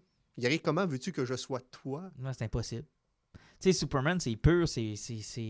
Fait que quand tu vois ce film-là, tu te dis, tu sais, ça donne encore plus de mérite et de crédit au personnage. En fait, plus de mérite et de crédit au créateur du personnage, d'en avoir fait un tout-puissant, bon, gentil. Ouais. Ben, les créateurs, les différents créateurs qui ont bossé sur le personnage à travers les âges, comment ils ont construit le qui ont écrit le personnage puis qui s'en sont servis. Parce que c'est vrai que Superman, c'est bien rare qu'il y ait un threat plus gros que Superman. Son plus gros threat, c'est toujours lui-même. Ouais, c'est les limites qui se donnent. C'est ses propres limites. T'sais, Superman, c'est le seul qui a son propre ennemi, c'est lui. Je veux dire, il y aura jamais... C'est toujours lui la solution. Là. C'est toujours ça. Le là. problème de Doomsday, c'était pas nécessairement qu'il était nécessairement vraiment... Oui, il était plus fort que lui un peu, sauf qu'il passait à tout ce qui était alentour. Exactement. Vous me faites penser, est-ce que vous êtes en train de lire Superman Red and Blue? Non. Ouais, moi, je suis en train de le lire, ouais. J'ai lu le 3e hier, puis tu sais, c'est comme tout le temps ces trucs-là, là, c'est inégal, il y a des histoires qui sont le fun, puis la dernière, dans le 3e, c'est une histoire qui est dessinée et écrite par le même gars, puis c'est super cool, et c'est le genre d'histoire que j'aime. C'est une météorite qui va arriver pour détruire la Terre, fait que Superman va l'intercepter, puis en essayant de la péter, il y a comme un gros œil à l'intérieur. Puis là, il se rend compte que c'est une créature, puis là, il dit « je pourrais la pitcher dans le soleil ». Et là, il dit « ouais, mais tu sais, elle a techniquement rien fait. Je peux-tu rien que la déplacer? » Puis là, tu sais, il a peur de détruire un autre univers, puis tout. Puis finalement, il laisse la créature le contrôler. Genre, il met sa tentacule, puis il se rend compte que c'est une mini-planète enfant qui dévore qui a besoin de dévorer de l'énergie, mais qui est pas méchante. Puis elle est rien que perdue. Genre, elle a perdu comme son clan. Puis il ramasse tous les satellites de l'X-Corp. Tu sais, c'est 5 pages. Là. Il ramasse tous les satellites, puis il les met dessus, puis il la renvoie, puis il dit que les satellites comme ça, genre, tu vas être capable d'envoyer un signal à ton clan qui vont te retrouver. Puis c'est comme Super Switch, là. C'est l'essence de Superman. C'est ça, Superman. Superman, c'est tu sais, quand on compare Superman avec Dragon Ball, moi, c'est ça que j'aime. C'est que Dragon Ball, c'est du monde qui veut être plus fort que les autres. Ouais. Superman, il veut pas être plus fort que les autres. Tout dépend. Ça dépend du point de vue. Encore dans l'Action Comics que je lisais, j'ai beaucoup aimé des répliques de Lois Lane où ce que Superman, à un moment donné, il essaie de la réconforter, puis elle dit « Pour l'emblème de la justice et de la vérité, là, tu me mens plutôt aisément. » Mais tu sais, moi, c'est ce que j'aime de ce personnage-là, puis je trouve que Brightburn, ça vient comme surligner encore plus... Ouais, comment ça aurait pu mal virer. Comment c'est ça, à quel point il y a du mérite d'être comme ça. T'sais. Hey, messieurs, on se donne rendez-vous dans 2 semaines. Ah oui, qu'est-ce que c'est? Dans un mois et demi? Non, pas d'un mois et demi. Regarde, on fait 1h40 quand on est un mois et demi sans se parler. On va retomber à nos bonnes habitudes. Ça nous a fait plaisir. Fait À la prochaine. À la prochaine.